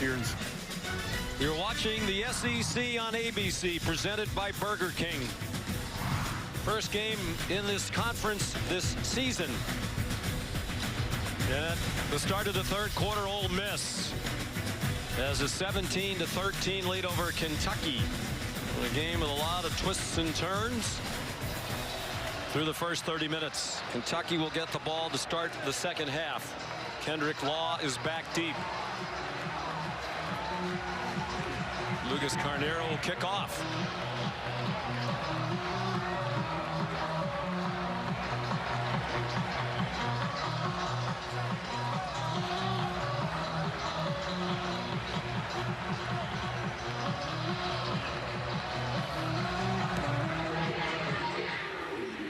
And it's a touchback. Well, Molly McGrath tells us that at the end of that first half, when Kentucky was really scuffling to line up and get a playoff, they were having problems with their headsets. Yeah. And we did see some video where Zach Calzada was telling the sideline, I can't hear anything. So that's a little bit of an excuse, but it does at least explain part of it. There's also other ways to communicate, like signals and other things. But no matter what, it was ugly, and if they need to clean it up, or because their defense is doing what they typically do. Yeah, the operation started before that last sequence, though. I mean, having to burn 3 timeouts on offense just can't happen, and most of which because guys were not aligned properly. So whether it's from coach to player, player to player, whatever it is, they got to be more efficient in their operation in the second half. Calzada, little middle screen off the hands of Kendrick Law. Will Eccles got in the way for the Ole Miss defense. Well, they've played a game and a half now as Kentucky. They've had 5 explosive plays total against Toledo and Ole Miss. Those are runs of 10 plus or passes of 20. On throws 11 yards or more downfield for the season, Calzada is 1 for 17, so they're getting nothing done down the field. Seth McGowan ahead for a few. Molly? Yeah, Mark Stoops said there was absolutely no excuse for that miscommunication at the end of the half. So he told his team in the locker room that they need to settle down. He said Zach Calzada is not making good, quick decisions, and said a lot of missed opportunities to run the ball. He pointed to their 68 pass yards in the first half. He wants to see Calzada more decisive in the pass game so they're not so one-dimensional, guys. He's 8 out of 17 for 68 yards passing. McGowan's the running back.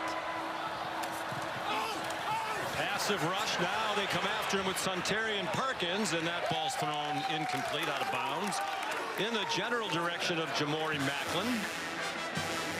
Well, the pressure came late, but it was enough to throw off the pass, and it's a 3 and out for Kentucky to open the half. And it was really off the left-hand side where he kind of splits. That's Uman Mielen, kind of splits the left tackle. Pete tries to get some help, flushes Calzada to the left where Perkins can close and force the throwaway. Not the start you wanted if you're Mark Stoops offensively. Aiden LaRosse on the punt. Harrison Wallace III is back deep. 4th punt for LaRosse. He averaged 36 per punt in the first half. His first one was a shank. Fair catch made by Wallace. Ole Miss will start near the 25-yard line. That was a rocky start for Austin Simmons. A couple of early interceptions that were turned into 10 points by Kentucky, but then he settled in. He really did. Played very, very well in the second quarter. And you look at the first 2 interceptions, he certainly has to shoulder the blame, but he's got to learn as he continues to mature and develop how to not make a bad play worse. Bad snap led to a bad decision, first interception. Bad protection, takes a hit, second interception. Like you said, he settled in and played well down the stretch, but he's got to understand when to cut his losses in the second half. First Ole Miss quarterback with multiple interceptions in each of their first 2 games since the SEC expanded in 1992. Well, they've recovered to have the lead, and it's Kewan Lacey ahead for 5 on their first play from scrimmage of the second half.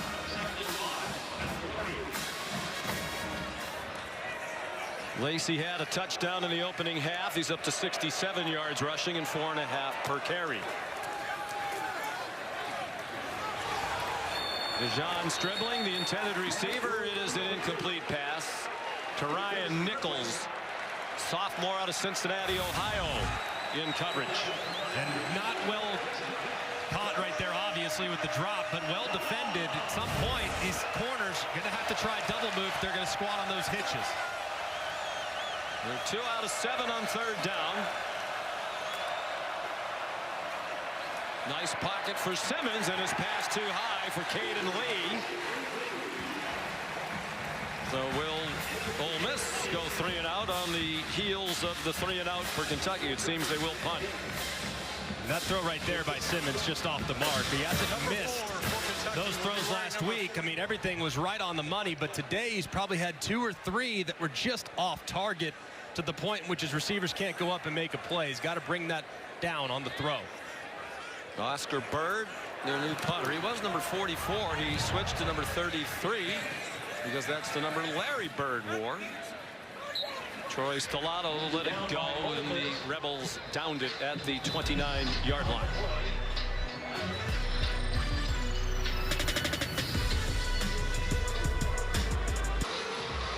Looking forward to that men's final. Nick and Alcaraz again. The Sinner and Alcaraz, I should say, again.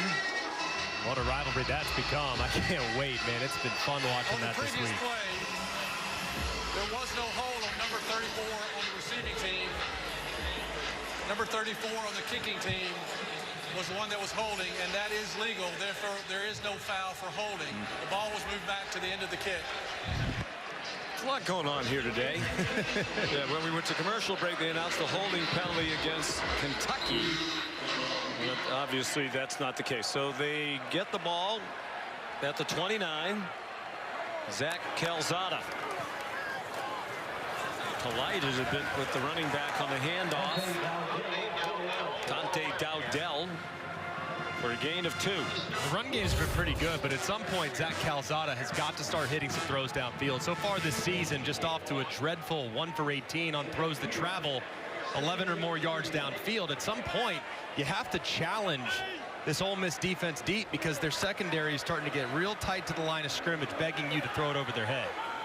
I guess the question would be, do they have receivers who can make a play deep? They're sending several receivers deep, and Calzada throws it away. You know, they had Jamarion Brown last year as a big playmaker.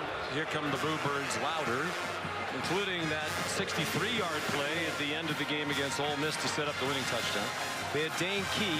Jamarion Brown's now at LSU. Dane Key is at Nebraska. They were the top 2 receivers. So Bush Hamden said when we met yesterday, we don't have a true number 1.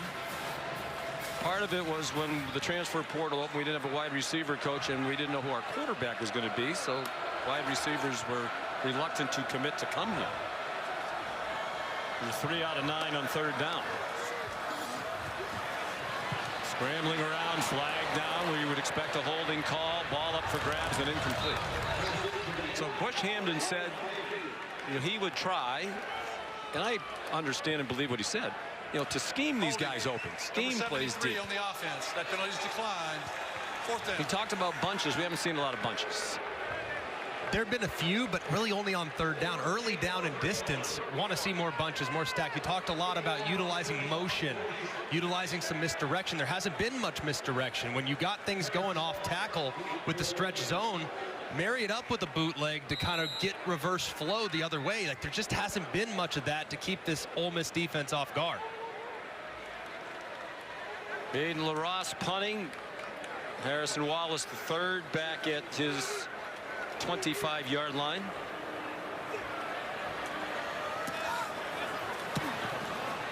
End over end line drive punt. Wallace taken down immediately.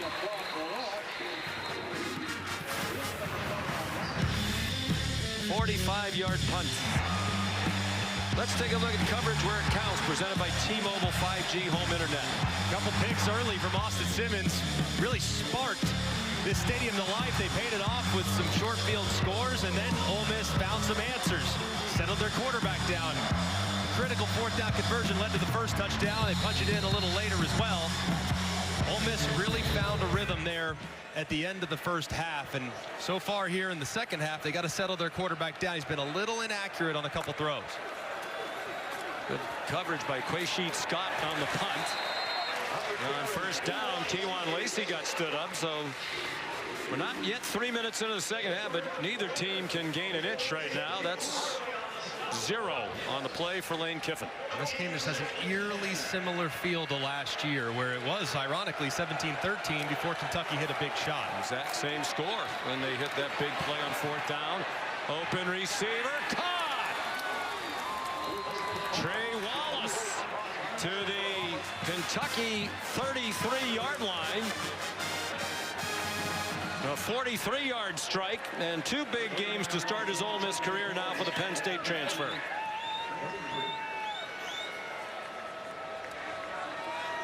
He's over 100 yards receiving in each. He had 130 and a touchdown last week against Georgia State. He has 117 on 4 catches today. Quick slant, Austin Simmons sharp. Caden Lee near another 1st down at the 25-yard line. And that's what the deep ball does for you. I mean, it just frees you up. Things now playing a little bit softer. Now the slants are coming open. The hitches will come back open here for Austin Simmons as they continue on this drive. He sent Deuce Alexander out in motion. Kewan Lacey tackled from behind, a big tackle because he had some running room. It was Alex Afari, the outstanding linebacker, at a career-high 13 tackles in the opener against Toledo. Sensing some fatigue and confusion, you see the tempo coming from Ole Miss offense. Lacey turns the corner, dragged down near another 1st down. At the 10-yard line, it is a 1st down for Ole Miss with an 11-yard pickup by Lacey.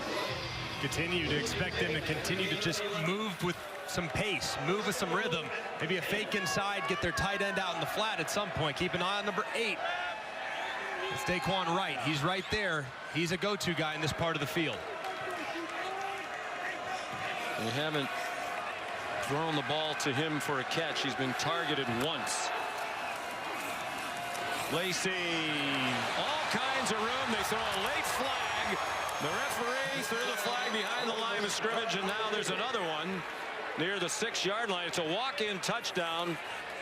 Lane Kiffin agitated. I don't think he appreciates the call. Holding. Number 75 on the offense. 10-yard penalty from the previous spot. Replay, first down. Why would he? Patrick Kudus, the right guard, transfer from Arkansas. Yeah, and this is a great job a moment ago in protection. This is the big play all set up. How about number 5, Kewan Lacey, buying just enough time to deliver the throw downfield. That was a thing of beauty, and the running back almost paid it off a moment later, but a big hold by the right guard. Kudus has him back behind the sticks. Out of the gun, the handoff to Damian Taylor. Troy transfer, scored a touchdown in the first half. He got 1. That's a huge call. The way this is going, if it's a 2-score game, a 2-score deficit for Kentucky, that's incredibly more difficult for them than it would be if it's a 1-score game and they can force a field goal. Yeah, which is why you have to be really smart if you're Austin Simmons. Don't take any sacks in this part of the field. Can't lose yardage. Taylor, that line is starting to do some work for Ole Miss, knocking the Kentucky defense back. That's a 7-yard gain for Taylor out of Northport, Alabama. Just outside Tuscaloosa. This play, third down and goal from just outside the 10. This will tell you a lot about how Lane Kiffin feels about his quarterback. Do they opt to put it in his hands in a tough goal-to-go situation from the 12, or do they play conservative and hand it off? I think you throw it toward the end zone, try to get some breathing room and get away from this Kentucky team. They do throw to the end zone, a lot of hand fighting, and an incomplete pass. J.Q. Hardaway had the coverage on Harrison Wallace, who's clearly become the go-to receiver for Coach Kiffin, Charlie Weiss, and Austin Simmons. I like the call. It's a one-on-one situation. It's either a touchdown or an incompletion. Throw it high in the back of the end zone. It was well covered. It resulted in an incomplete, so it's not a super high-risk throw. I like the call. 29-yard field goal attempt. Carnero hit an upright from 51. Made from 41 and has made one from 28 to give Ole Miss a 7-point lead. 8:48 to go, third quarter. You're watching SEC All Day, presented by IHG Hotels and Resorts.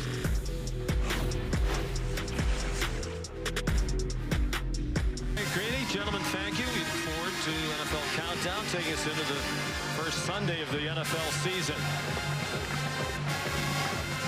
Here's the first SEC game of 2025, and the largest lead now for Ole Miss. 7 points, twice led by 4. But it's a 1-score game as we approach the midpoint of the third quarter. And Lucas Carnero, after his field goal, kick it off to Kendrick Law.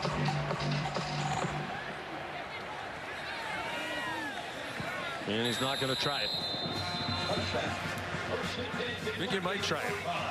Rather than lead on the offense, which has had 9 possessions prior to this one. 5 of them have been 3-and-outs, including the last 2. They've run 6 plays in this quarter, 5 yards total gained.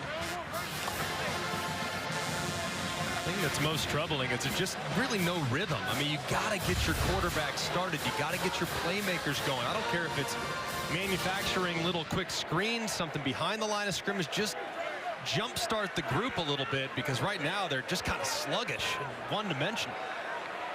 Calzada in the 2 games now is 18 for 43 passing. Play action pass. He dumps it off. They give him an easy completion to Josh Caddis, senior from Cincinnati. Bush Hamdan called him the heart and soul of their offense. And the memorable winning touchdown at Oxford last year. And Gavin Wimsatt fumbled just short of the goal line. Caddis caught it out of midair and fell into the end zone. And that's kind of the plays I want to see from Bush Hamdan's offense. Just a little misdirection. Fake the run to the left. Boot the quarterback to the right. Easy completion. Get you on schedule. Get your rhythm. McGowan Nice run and a first down. Their first of the quarter. 7 minutes in. The run game's been there for him. The offensive line, I think, for the most part, has been pretty good up front. Using some pullers, creating some extra gaps. They've been pretty good on the edges. But at some point, they got to find something in the passing game with soft coverage. Take a quick, easy completion if you got it.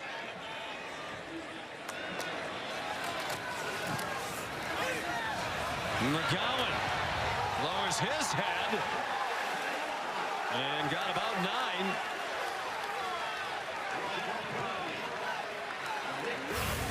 When he ran into Nick Cull at the end of the run. And just such a good finisher every time. Just finishes so hard on initial contact, lowering that shoulder. I mean, McGowan, you said from the onset, Sean, he runs angry, and that was on display there. Might have got away with a little face mat there at the end as well.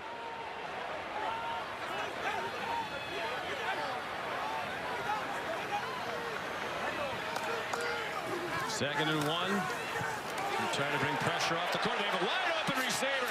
Jamarion Maclin down to the 10-yard line. Might have been a touchdown. He had to wait for the ball to arrive from Calzada, who was probably stunned to see a receiver so wide open down the field. 43 yards. And just a perfect play call from Bush Hamden. They anticipate corner cat. They get it. Quick little double move. Get the safety who's coming up to play the corner spot to fight. Maclin goes right behind him. Just a perfectly timed call and execution from Kentucky. Second catch for Maclin, one of their returnees. He was deep down the depth chart last year. McGowan falls forward to the 8-yard line. Well, they took a shot and they hit it. And they timed it perfectly too. That's a great job by Bush Hamden, anticipating pressure, having a perfect call and an advantageous matchup, and a good throw too from Calzada, who's missed some deep balls throughout the course of the first 2 games.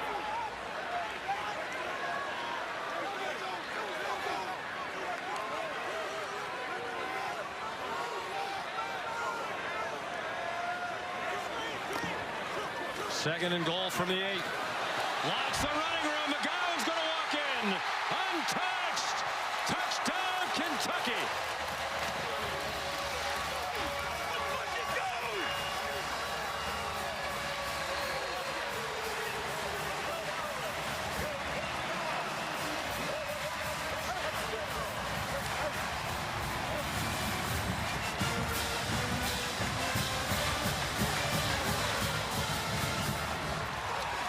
They finally hit a big play down the field, and it set up the touchdown by McGowan. His second of the game. They went 75 yards in 6 plays. And now Jacob Coway for the tie. Well, more of the same when these two teams get together. Last 3 all decided by 3 points or fewer, and this one's tied. And a beautiful 56-yard completion to Maclin on the double move. Paid off moments later as McGowan breaks to the outside. And the Cats have life here in Lexington.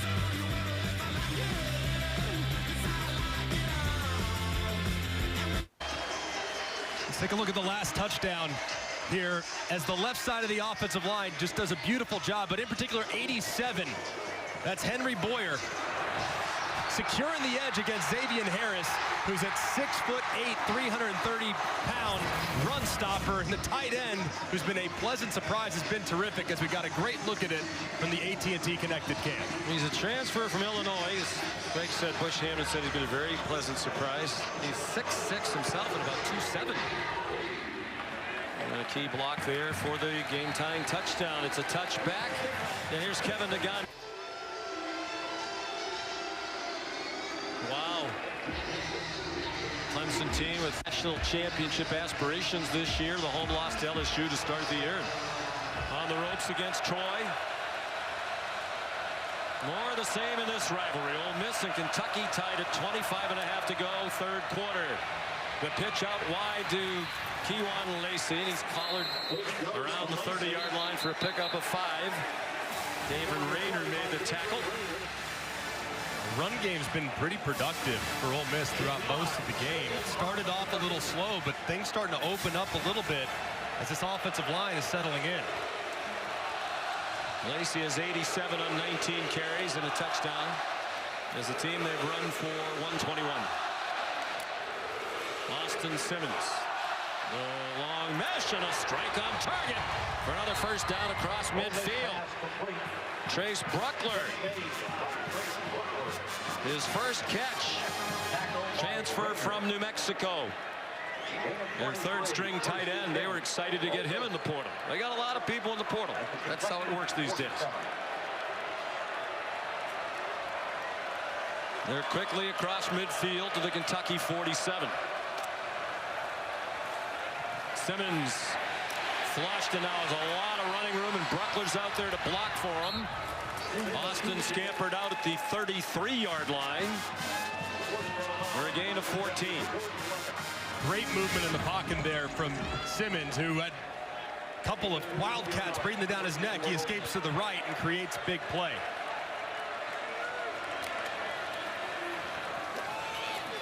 Back to the ground with Lacey.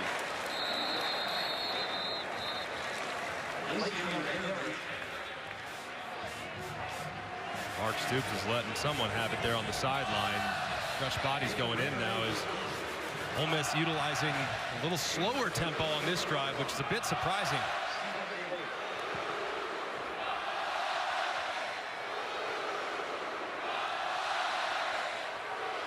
Fifth play of the drive. They've had it for a minute 50. Lacey Hall. Lacey cuts and has a first down. Upended by Ty Bryant. The play goes to the 16 for a gain of 15. He's over 100 yards for the second time in as many games as an Ole Miss Rebel. Lane Kiffin couldn't say enough nice things about him in our meetings. Simmons got it off. Bruckler out of bounds, 10-yard line. Another big target, 6'3", 250 out of Frisco, Texas.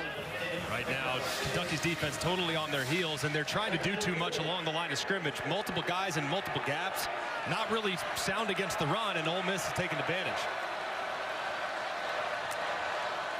Simmons might have been a design quarterback draw. He got stopped in his tracks near the first down marker. A little bit short. Gain of 3. Here comes third down and 1. Alex Afari with the primary hit. You anticipate a direct snap and probably 4-down territory for the Rebs. Simmons with Lacey, the running back. A lot of signaling from the sidelines. The entire offense looking at it. And then they tighten it up. Receivers moving closer to the ball. Wallace, the motion man. Design run for Simmons. Trying to turn the corner. Touchdown, Austin Simmons.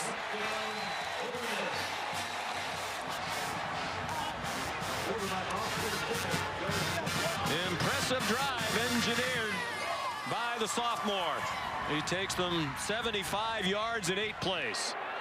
And they go back on top by a touchdown. And if it turns into a matching of scores, Ole Miss is very likely to win.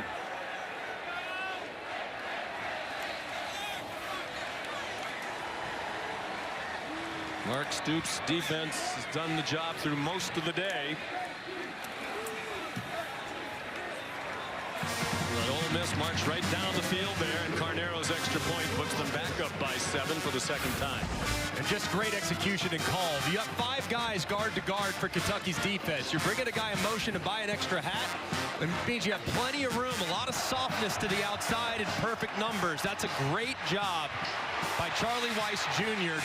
Taking a second, surveying, changing the play, recognizing they were soft to the edges, and getting his quarterback running to the outside with the lead blocker on its way. That was tremendous execution by Ole Miss.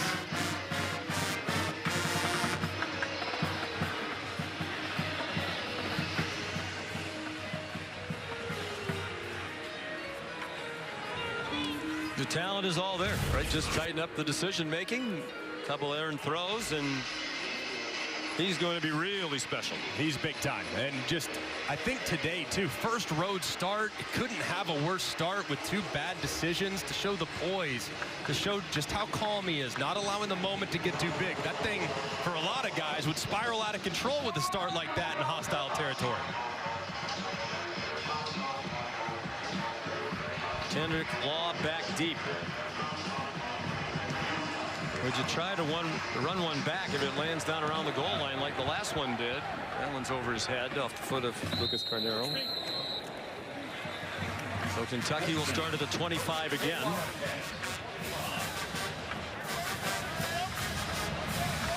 Off a good drive last time. They hit a big play in the passing game for the first time today. The 44-yarder from Zach Calzada to Jamarion Maclin. The nephew of Jeremy Maclin, All-American at Missouri, went on to play in the NFL. The longest pass play of the season. You gotta love how they were able to kind of mix it up on the last drive too. A little misdirection, little off-tackle run, take a shot downfield. That's what this Kentucky offense needs to look like moving forward. Zach Calzada hands it off to Dante Dowdell, and he's stuffed to the line of scrimmage. Here's Molly.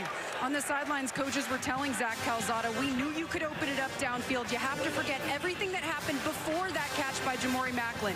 Hold on to that momentum from that play. Stay decisive with those downfield passes. And for the first time all day on the sidelines, Zach Calzada looked confident. He was smiling. Let's see if it translates onto the field, guys. Helps when somebody's open. A lot of times when they've tried to throw it downfield, he's had to kind of try to force it in because nobody has any separation.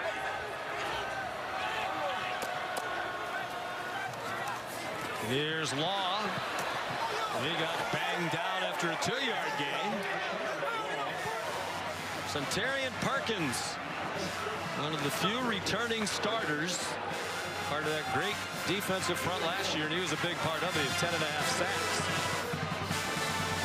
He would be the guy I'm watching here on a third down obvious passing situation. He's so disruptive. He's so quick. They love finding matchups for him. So let's see where he lines up here and whether or not he decides to bring pressure against Calzada. Right over that left guard right there. They can move him around. He's played some linebacker. We saw him drop into deep coverage earlier in the game. Calzada looking for an escape route, doesn't find one, and throws out of desperation, incomplete. He got chased to the boundary by Cam Franklin.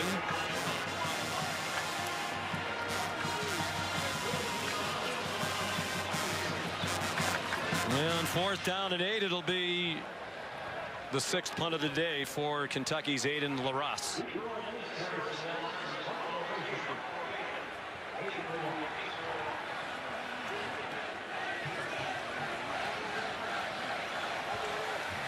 Harrison Wallace, the third, back deep.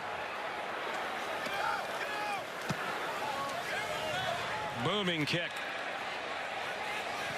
It drives Wallace back to the 18. 55-yard punt time now for our All-State Good Hands play. What a play it was. Just a great throw. That's pretty well covered there. But it was paid off a few moments later with a really nice run around the right-hand side. Good play by Lacey. And then quarterback calls his own number with the direct snap. Gets to the outside where there weren't enough Kentucky defenders, and he pays it off. That's a terrific answer from Ole Miss's offense. Field goal and a touchdown. Since he threw those back-to-back interceptions in the first half, Ole Miss is at 6 possessions. They've scored 3 touchdowns and kicked 2 field goals. So they have found the rhythm. Kewan Lacey dropped for a loss on 1st down. That'll take us under 30 seconds to go in the 3rd quarter. They don't have to snap it again if they don't want to.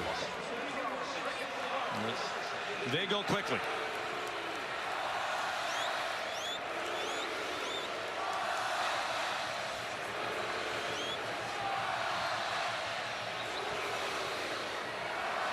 It's looking as if he might be telling the offense we're not going to snap it again. Lane Kiffin just a moment ago kind of pointing up to the clock. And said, hey, take it all the way down and let's live to play the 4th. That's the end of the third quarter. With Ole Miss leading Kentucky 27-20. ESPN's presentation of college football on ABC will return after this message and a word from our ABC stations. Games against Kentucky have come down to the wire in recent years. How do you take control of this game in the fourth? Well, we go score and make it a two possession game right here, which is why, you know, that holding call was so critical we got on the touchdown. So we got to get a drive here and get 2 scores, and that's where, you know, they've struggled. So thank you, Coach. all right. 6th straight meeting between these two. It's a 1-score game entering the fourth quarter. With pressure coming, Austin Simmons intentionally threw the ball at the feet of his intended receiver. So here's 3rd down and 12 in the opening seconds of this fourth quarter. Ole Miss deep in its own territory at the 16. 3rd and longs. Ole Miss really likes to run guys vertical and then work a little shallow cross underneath. So keep an eye. If there's a guy that pops on a seam, you're going to have a chance, especially in the slot up top.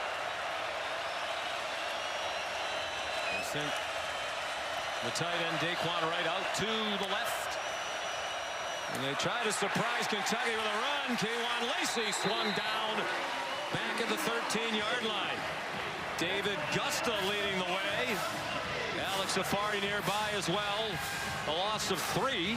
For Kentucky, number 4 is now wearing number 41.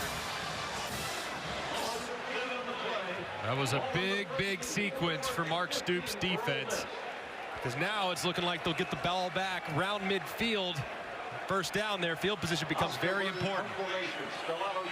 Oscar Bird, Sydney, Australia. Good punt. Troy Stellato watches it bounce. And the Rebels will down it near the 35-yard line. So Ole Miss, a lot of times when entering the fourth quarter in Lane Kiffin, they've led big because of their propensity to score points. Only 3 losses. And one of those was last year to Mark Stoops. Rare come-from-behind victory under Stoops in the fourth quarter at Kentucky. It was 17-13 Rebels entering the fourth in Oxford last year. In a final of 20-17 for UK. That last 3rd down call from Lane Kiffin and Charlie Weiss Jr. kind of indicates how Lane Kiffin feels about his defense. A low percentage of converting on a run play there on 3rd and 12. I feel like that defense, with how they've played, they can win them the game on this side of the ball. Seth McGowan is the running back. He's had a good day. Averaged 7 yards per carry on 10 carries. Stellato was the motion man. Caddis struggled for every inch and well played on the corner by Antonio Kite. 3-yard gain to Caddis. Dad played in Michigan, was a tight end in the NFL for 7 years. Cincinnati, the Jets. He has a brother on the team as well, does Josh. Calzada now 12 for 25 for 122. McGowan to the 43-yard line. Here comes the 3rd down and 3 with under 13 and a half to go. Tight there again for Ole Miss.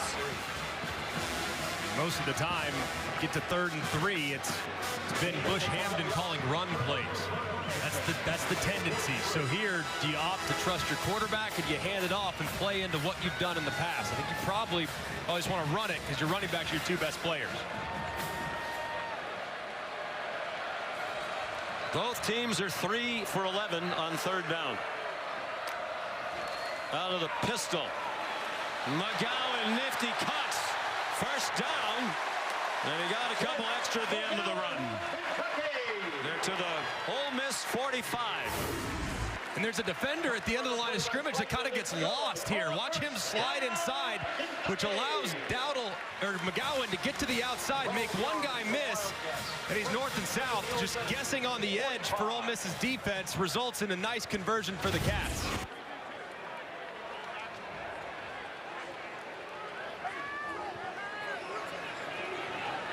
A 12-yard gain. He's up to 86 yards rushing. Has a couple of touchdowns. He moved the line of scrimmage to the offensive line. It was a while before he got touched. 4-yard pickup for McGowan, who's a reclamation tale here. He started his career at Oklahoma, was involved in an off-field episode that resulted in his arrest. He was dismissed by the team, wound up in an NAIA program in a junior college, and New Mexico State gave him a chance back at this level of college football. Last year he took advantage of it. Mark Stoops, Bush Hamden said they've done their research. He's a very nice kid. He's done everything right here. He deserved a second chance. He's taken advantage of it. Calzada swung down. Second time he's been sacked. Xavier Harris for a loss of 7.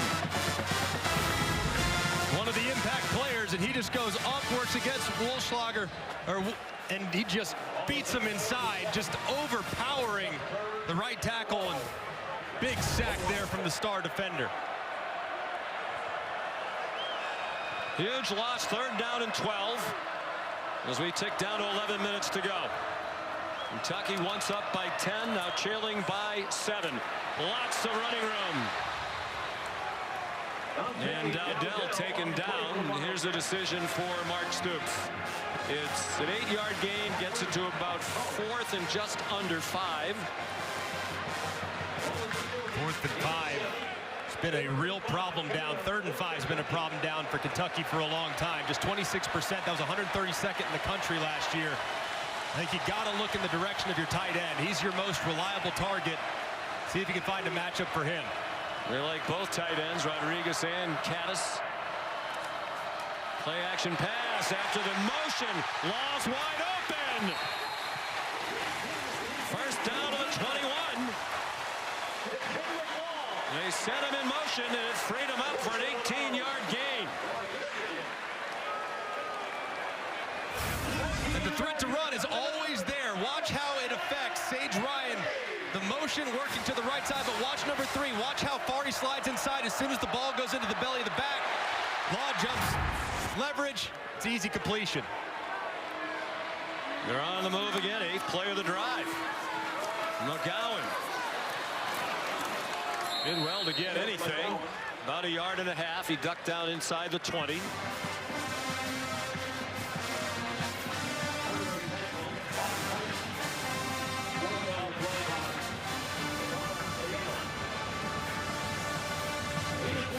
McGowan will come out, and Dante Dowdell is in. They anticipate this being the case all season long. 2 very good running backs. Leaning heavily on the run. They flip it ahead to Law. Has some blockers out in front.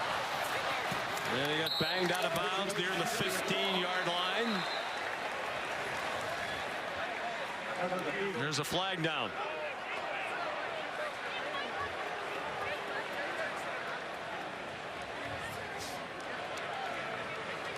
Holding, number 87 on the offense. 10-yard penalty from the spot of the foul. Replay, 2nd down. Henry Boyer, who was key on that touchdown run.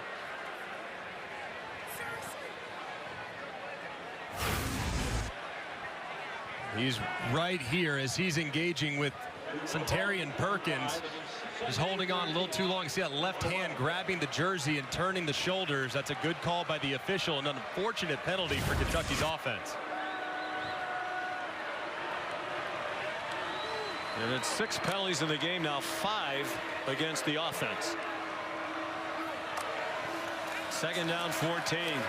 Clean pocket, Calzada. McGowan the catch. So the 20-yard line, it'll be 3rd down and 9 after a 5-yard completion. On Mark Stoops, you already rolled the dice a little earlier. Don't have to get it all here on 3rd down. This is 2 downs to get it. Touchdown obviously ties the game. So I think you can just make this 4th down more manageable. Gain you 5 or 6. You can hand it off if you like the numbers. There's no problem with that. But expect to get 2 calls here for Kentucky's offense to try to convert. 11th play of the drive. They've had it for more than 5.5 minutes.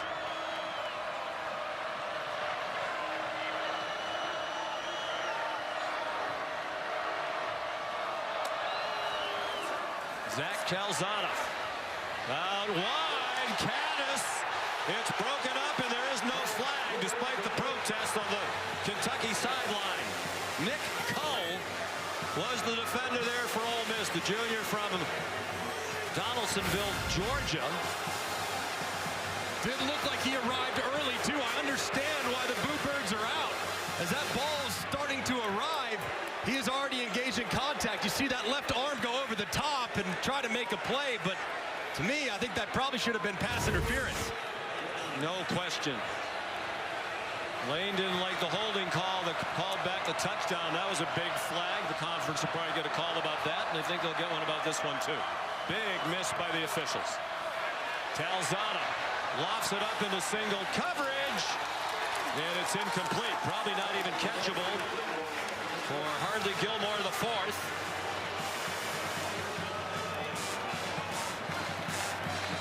And Kamir was to one of the officials. Mark Stoops is giving the line judge an earful. That is a bad time to miss a pass interference call. 7:50 to go. Ole Miss takes over on downs. The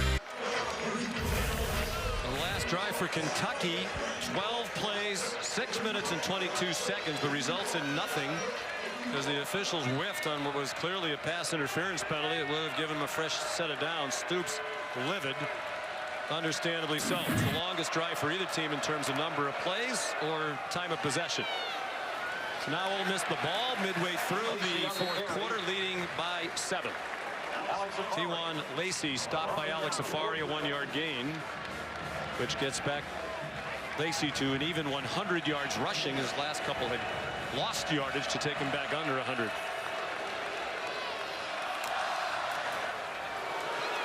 Lacey again.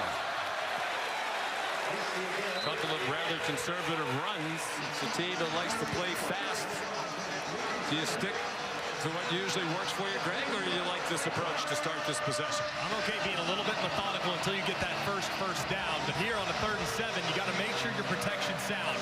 If I'm Kentucky, I'm trying to attack the right side of that offensive line, particularly the right guard. That's the guy that's had a little bit of trouble. That's Kudus. A little bit of trouble with obvious passing situations staying in front. So watch this pass rush for Kentucky. Austin Simmons takes off running 3 straight runs. He gets yanked down. He tried to deliver a stiff arm. Well, that's not exactly textbook Ole Miss offense under Lane Kiffin. 3 very conservative run calls. There is an injured player at the end of the play. I think it's the quarterback, Austin Simmons, too. Man, that's not good for the Rebels. Number 13, Austin Simmons.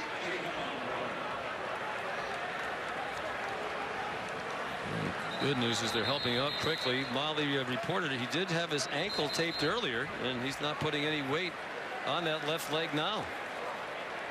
And the backup quarterback is a transfer from Ferris State, Trinidad Chambliss. They're very high on him. The way that looked, you'd wonder if Simmons could possibly return.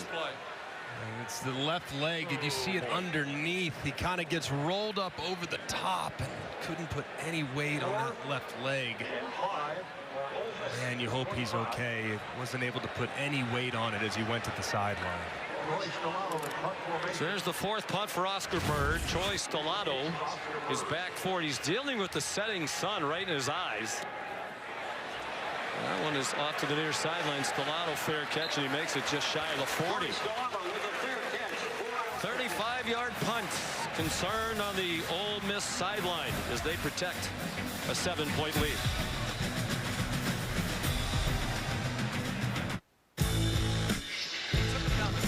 SEC on ABC College Football is presented by Burger King.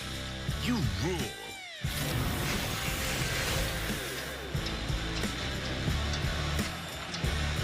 Spirited affair in the SEC opener. Ole Miss on the road, a 7-point lead, 6:12 to go. This is the last play of the last possession, the 4th down when they turned it over.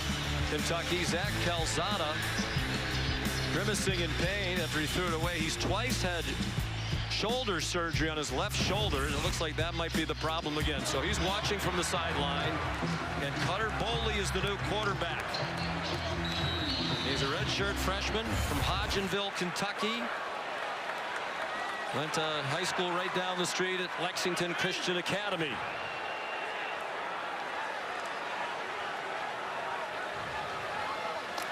Take over at the 40, 60 yards away from a tying touchdown. Play action pass. Looking for McGowan. Flag thrown on the Kentucky sideline.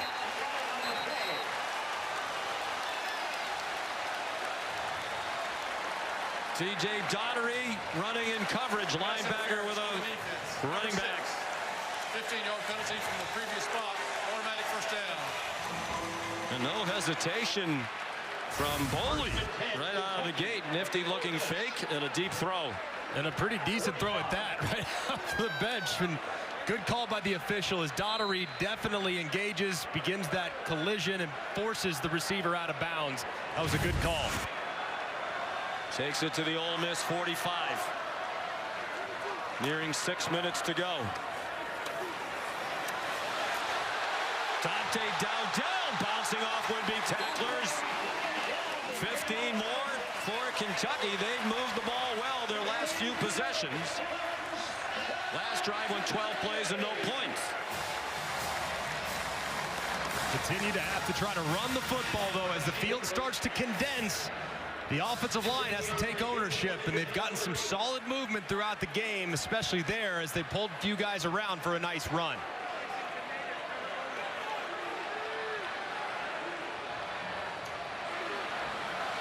Three receivers to the right, 4 total. They sent McGowan out to the left. Boley looks in that direction. Poised in the pocket, and he just missed. Willie Rodriguez.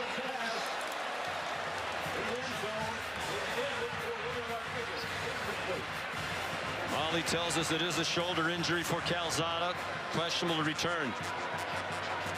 I think Boley just right out of the chute. Looks more comfortable than we've seen Calzada look in 2 games. Yeah, I mean, just letting it rip downfield. A miss there, but that would have been a very tough throw, especially with some pressure in his face. This young freshman's the future of the program. They got a lot of belief on his shoulders.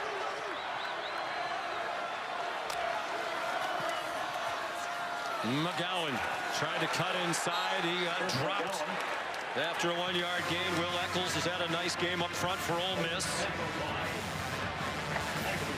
We did ask Mark Stoops the other day about Calzada. Is he definitely your quarterback? And he said, well, until he isn't. It was a competition in the preseason. In fairness to Calzada, he did lead a 12-play drive last time out. That ended in part because they didn't get a flag on a pretty blatant pass interference call. 2 possessions before that, they scored a touchdown. The fake toss out wide, and Boley, the flag down, gets a 2-yard gain. He's a big man, 6'5", 220. Looked like there was a flag on the far side, too. Well, you're a terrible spotter because I said there's a flag down based on your wild Illegal gesturing. Number 1 on the offense. That penalty is declined. There was a flag down. You're rehired. Perfect. Big 4th down, and trying to make that 4th down a little more manageable with the quarterback run. And got to be thinking here on 4th and 7. Make sure the protection's sound and try to find Kendrick Law. Well, it was 4th down and 7 last year under much different circumstances. They were their own 19 when they hit the 55-yard, the 63-yard play that set up the winning touchdown. Now trying to get a tying touchdown. 4:20 to go. Boley off the bench, running out of time, and he'll be sacked back outside the 30-yard line.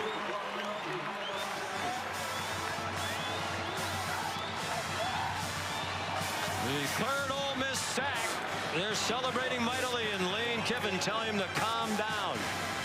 Suntarian Perkins, Prince Will Umanmielen leading the way. And they take it over on downs again for the 2nd possession in a row.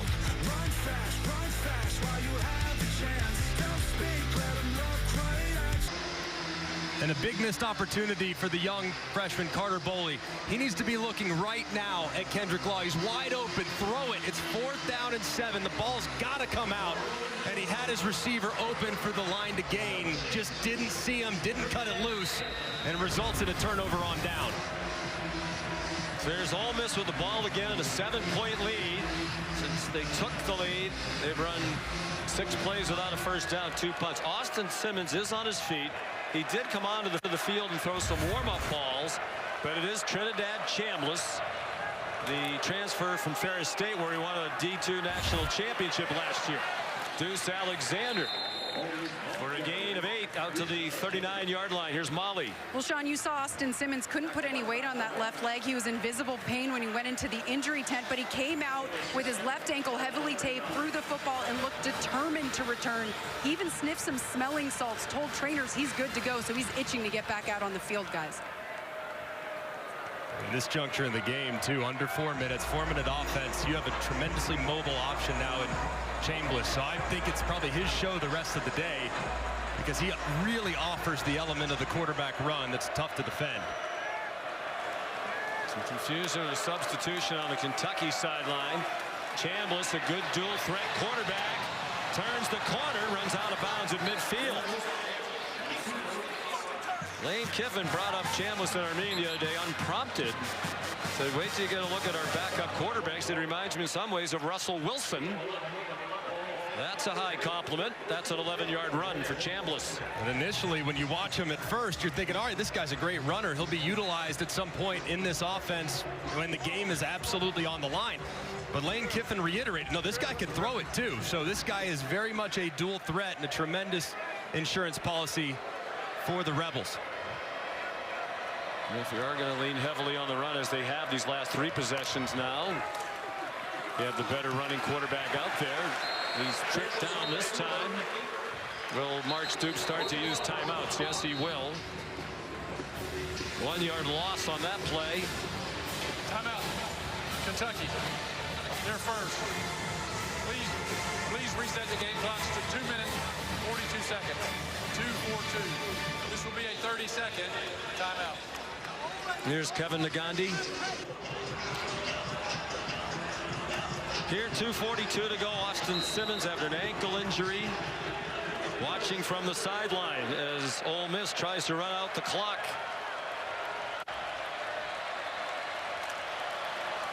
Chambliss gave it to Kewan Lacey, running room outside. Down the sideline he goes. And he spins down at the 17. They're going to mark it at the 18-yard line. 33 for Kewan Lacey. Up to 135 for the game. Just a great job in this game. The Ole Miss offensive line, the run game, just terrific. Timeout. Taking things over as fatigue starts to set in. This will be a 30-second Lacey gets to timeout. the outside, and there's really nobody home. You look at how heavy on the interior Kentucky is. There's really not a lot of overhang. You have an outside receiver coming to block down, secure the edge, and Lacey's out the gate. Just great execution, taking advantage of numbers on the outside in the run game.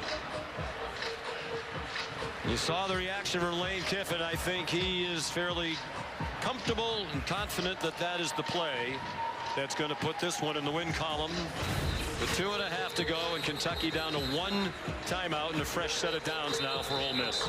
And Sean, we talked about it in the early part of this game. The one area that feels different this year for Ole Miss offensively is how good their running back position is. Lane Kiffin and company, they feel like Kewan Lacey really provides that spark that they just didn't have at that position a year ago, and Diggs being healthy can be the hammer to Lacey's lightning. It's a really nice 1-2 punch, and he has been impressive these first 2 games.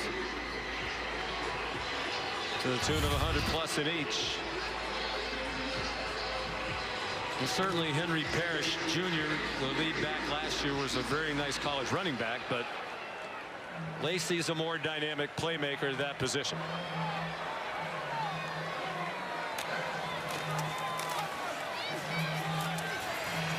Deuce Alexander flagged down. He cuts inside, slides down. He made the 5-yard line for a 13-yard run, but there's a flag.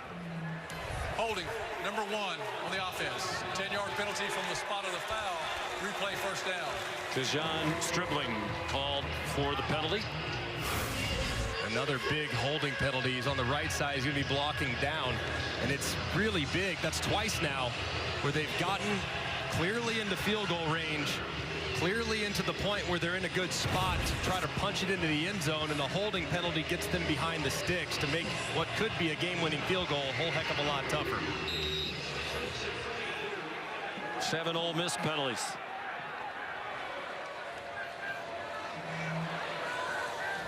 Quite frankly, it didn't look like there was a lot there, but they threw the flag.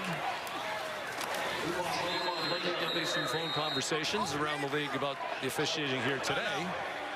On both sides. Their third and final timeout of the half. This will be a 30-second timeout. So Kentucky out of timeouts. They used all of them in both halves.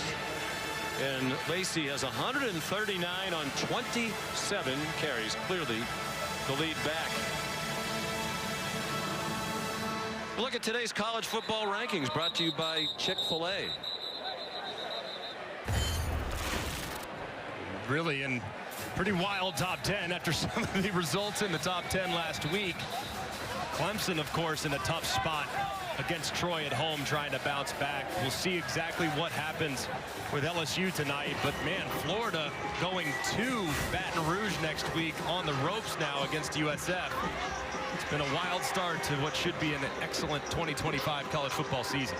It's a USF team made a big statement right out of the gate, hammering Boise State. Obviously much improved. Very much so, especially on the defensive side. I mean, my goodness, to hold DJ Lagway and co to under 10 so far is pretty impressive.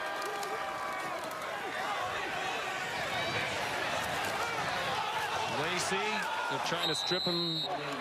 They cannot. He took a direct snap and lost a yard. And this will take us to the 2-minute timeout. 2-minute timeout. For 158. 27-20, Ole Miss. The ball and the lead.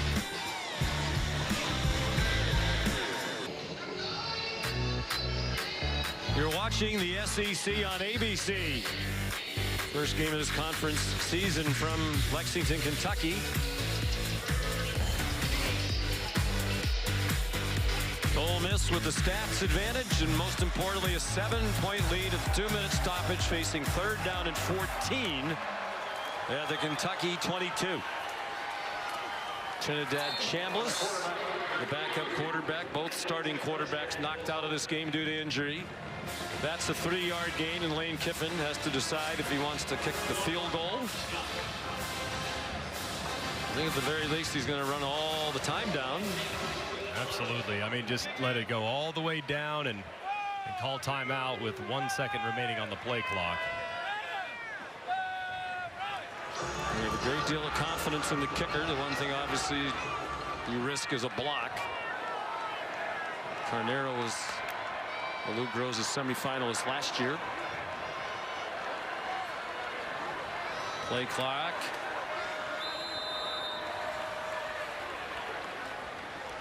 They stop it. Ole Miss, they're first. This will be a 30-second timeout. Please reset the game clock to 1 minute, 14 seconds. 1-1-4. Thank you. Personally, Greg, I think you kick the field goal. You're right between the hash marks. You have a very good kicker. It puts the game away. Yep. It's too long to go for it on 4th down and 11. Especially where they've leaned heavily on the run. They've run 13 straight running plays. I don't think they're going to risk putting it in the air again. So getting an 11-yard run is unlikely. And a backup quarterback in the game. I think it's obvious, no doubt. Make it a 2-possession game and play some prevent defense. Get out of here with what should be a hard-fought victory. Carnero, his first try of the day, hit the left upright from 51. His only miss in his career from 50-plus. He's made it from 43 and 28 cents. This is from 37. So pretty well seal it for the Ole Miss Rebels and avenge last year's stunning loss to Kentucky and Oxford.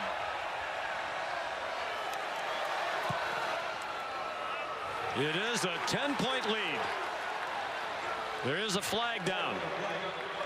Do they hit the kicker? They're asking Lane Kiffin. David Smith, the referee, holding up 5 fingers. I think it's running into the kicker. And I think they're going to take the field goal. running into the kicker on the defense. That penalty is declined. Result of the play, field goal was good. Lucas Carnero over from Western Kentucky. Another big hit in the transfer portal for Ole Miss. The big theme is not just for today, but moving forward, Ole Miss. Austin Simmons, their quarterback, going down with a left leg injury, and then Calzada getting sacked on the two possessions ago, hurting that right shoulder, and then just kind of looking very uncomfortable the rest of the way and getting some medical attention on the sideline. So hopefully he can return, but it'll be up to Cutter Boley, see if he can stage a miraculous comeback. Simmons threw 2 early interceptions. They went down 10-0. He played better. They played better. And Lacey, 138 yards rushing and a touchdown. The workhorse, 28 carries, just under 5 per carry.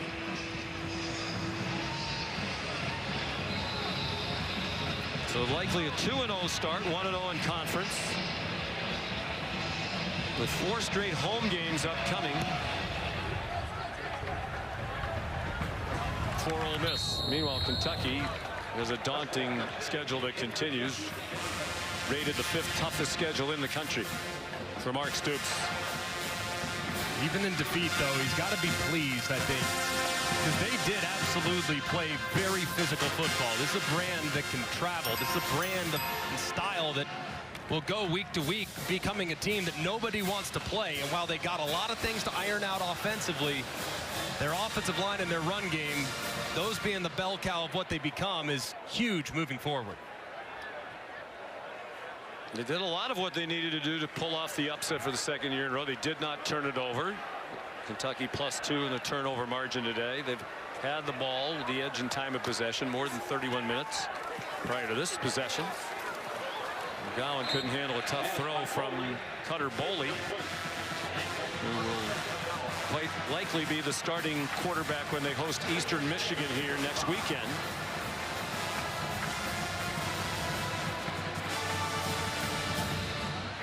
They made a lot of plays. They just didn't make enough. And credit to Ole Miss. They got the defensive stops when they needed them.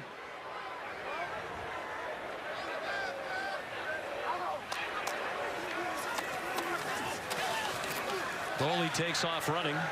You think this is a better Ole Miss team than a year ago? I think they have a lot of firepower. I don't know if I'm willing to go so far as to say they're better than last year, but I think they can beat you in more ways. Last year, it almost exclusively went through what was a crazy disruptive front 4 and Jackson Dart. Now they have Lacey, they have Simmons, and they have many playmakers on defense that make it hard to beat them. And they might not have the high-end draft choices, but they do have quality depth. Boley chopped down at the end of the run at the 41-yard line. 13 yards for him. Backed up Brock Vandegrift last year.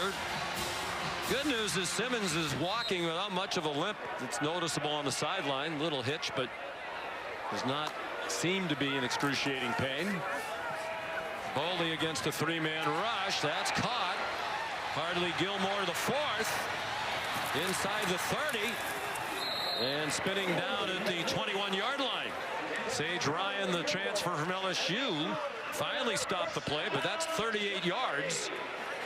You could spike it here, kick the field goal, and then potentially onside kick, try a Hail Mary. That's usually the operation you try to do under 20 here. Well, the timeout's called by Ole Miss. Ole Miss, their 2nd. I'm Kentucky. I'm running the field goal unit out there to preserve some time. Kick that onside kick, maybe you recover it, take one shot at the end zone where you could potentially win it. So that's what I'd be doing here. Wouldn't run the offense back out there. I want to get those 3 and make it a 1-possession game. That might have been what somebody was saying in Mark Stoops' headset. You could see him looking skyward and nodding his head. Well, as usual, Stoops' team, they're going to fight and scrap all the way to the end. But the talent level is advantage Ole Miss, and that'll be the case in a lot of games that they play in this conference. They are bringing the field goal team out, so Cowie will try to make it a 7-point game. Then they'll try an onside kick, see if they can recover that and fire a Hail Mary. This is from 39 from the right hash mark. The wind not a factor. Wilson Berry, the backup punter, is the holder. Well struck. And good.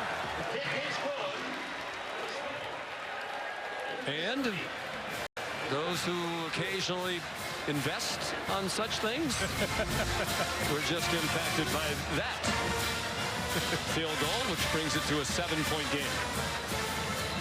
Now the hands team operation, so hard now. There's so many different varieties to the onside kick. It used to be, hey, you just hit on the top of the ball, second hop, big hop, go up and get it. Now you can see squibs, you can see spinners, you can see knuckleballs, you can see all different types. So I'm curious to see exactly how Kentucky will try to execute this and what style of kick they'll utilize. And only 8 seconds to go. So if they were fortunate enough to recover it, it wasn't a very successful play last year. Just 16% of the time onside kicks were successful. They have both LaRosse and Wilson Berry. So it could be one of those, one guy runs toward the ball, the other guy kicks it. Wilson Berry, number 93. He runs out, leaves it for LaRosse, and it is fielded by Ole Miss, by Caden Lee, out there with the hands team. He has terrific hands, and Lane Kiffin and the Rebels are going to survive. What a gutsy win. Yeah, it really is, and it's just never easy in this rivalry for either team, but particularly for Lane, so used to going up and down the field, leading the nation in points and yards since he's been the head coach, but the 30 seems like a ton against Kentucky. It certainly does, and the run game to go as well as it did, to have that much balance offensively, and to start the way you started. I mean, imagine if you got the second, third, and fourth quarter version of Ole Miss starting at the beginning. They're going to become a very difficult team as the season goes along, assuming they can start a little better in the next few games. There's so much adjusting to do. I mean, it's life in the portal, but this is a dramatic version of it when you bring back only 2 starters on each side of the ball. There's a learning curve. A little woofing, it seems, at the end of the game here. And some respectful handshakes as well.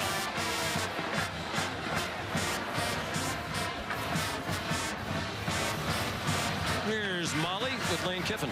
Coach, backup quarterback Trinidad Chambliss came in for an injured Austin Simmons. What did he and your offense do well in the face of adversity at the end? Yeah, they did a really good job. You know, we were in that situation against Kentucky a year ago, and actually in 2 of our losses, and didn't finish in 4 minutes on offense and make it a 2-score game. So really glad how the players played, especially in the second half, second quarter, and you know, they fought hard. That's a really hard team that plays really close games. So proud of our guys. Sorry to a lot of gamblers there at the end. What can you tell us about the status of Austin Simmons moving forward? He was fine to go back in. I went with Trinidad just because we were going to run some stuff where he was going to pull the ball, and luckily it worked out. Your defense kept them out of the end zone at the end. Huge stop on 4th and 6. What kind of determination did you see from that group? Yeah, same thing. This was a game a year ago where we didn't finish it on offense, then we didn't finish it on defense. So to do that on defense, and that's why those guys up front get paid a lot of money to end the game. I know there's a lot going on in the group chat with the SEC coaches. What are you going to say to Stoops after this one? I don't know. We'll talk tomorrow. But he's a great coach, the longest coach in this conference, and his team's always hard. All right, thanks. Congrats. Hey, guys. You're good friends. Lane hit the nail on the head. You know, gambling is part of it now, so might as well acknowledge the field goal changed the spread. Ole Miss went off as a 7.5-point favorite, and it also took it from the under to the over. The over-under was 51.5. The game ends at 53 with the field goal. Final score: Ole Miss 30, Kentucky 23. Why do you torture yourself wagering on these things in the first place? For Greg and Molly, Sean McDonough. So long from Lexington. Let's send you back to the studio. Here's Kevin. Sean, thank you so much. Lane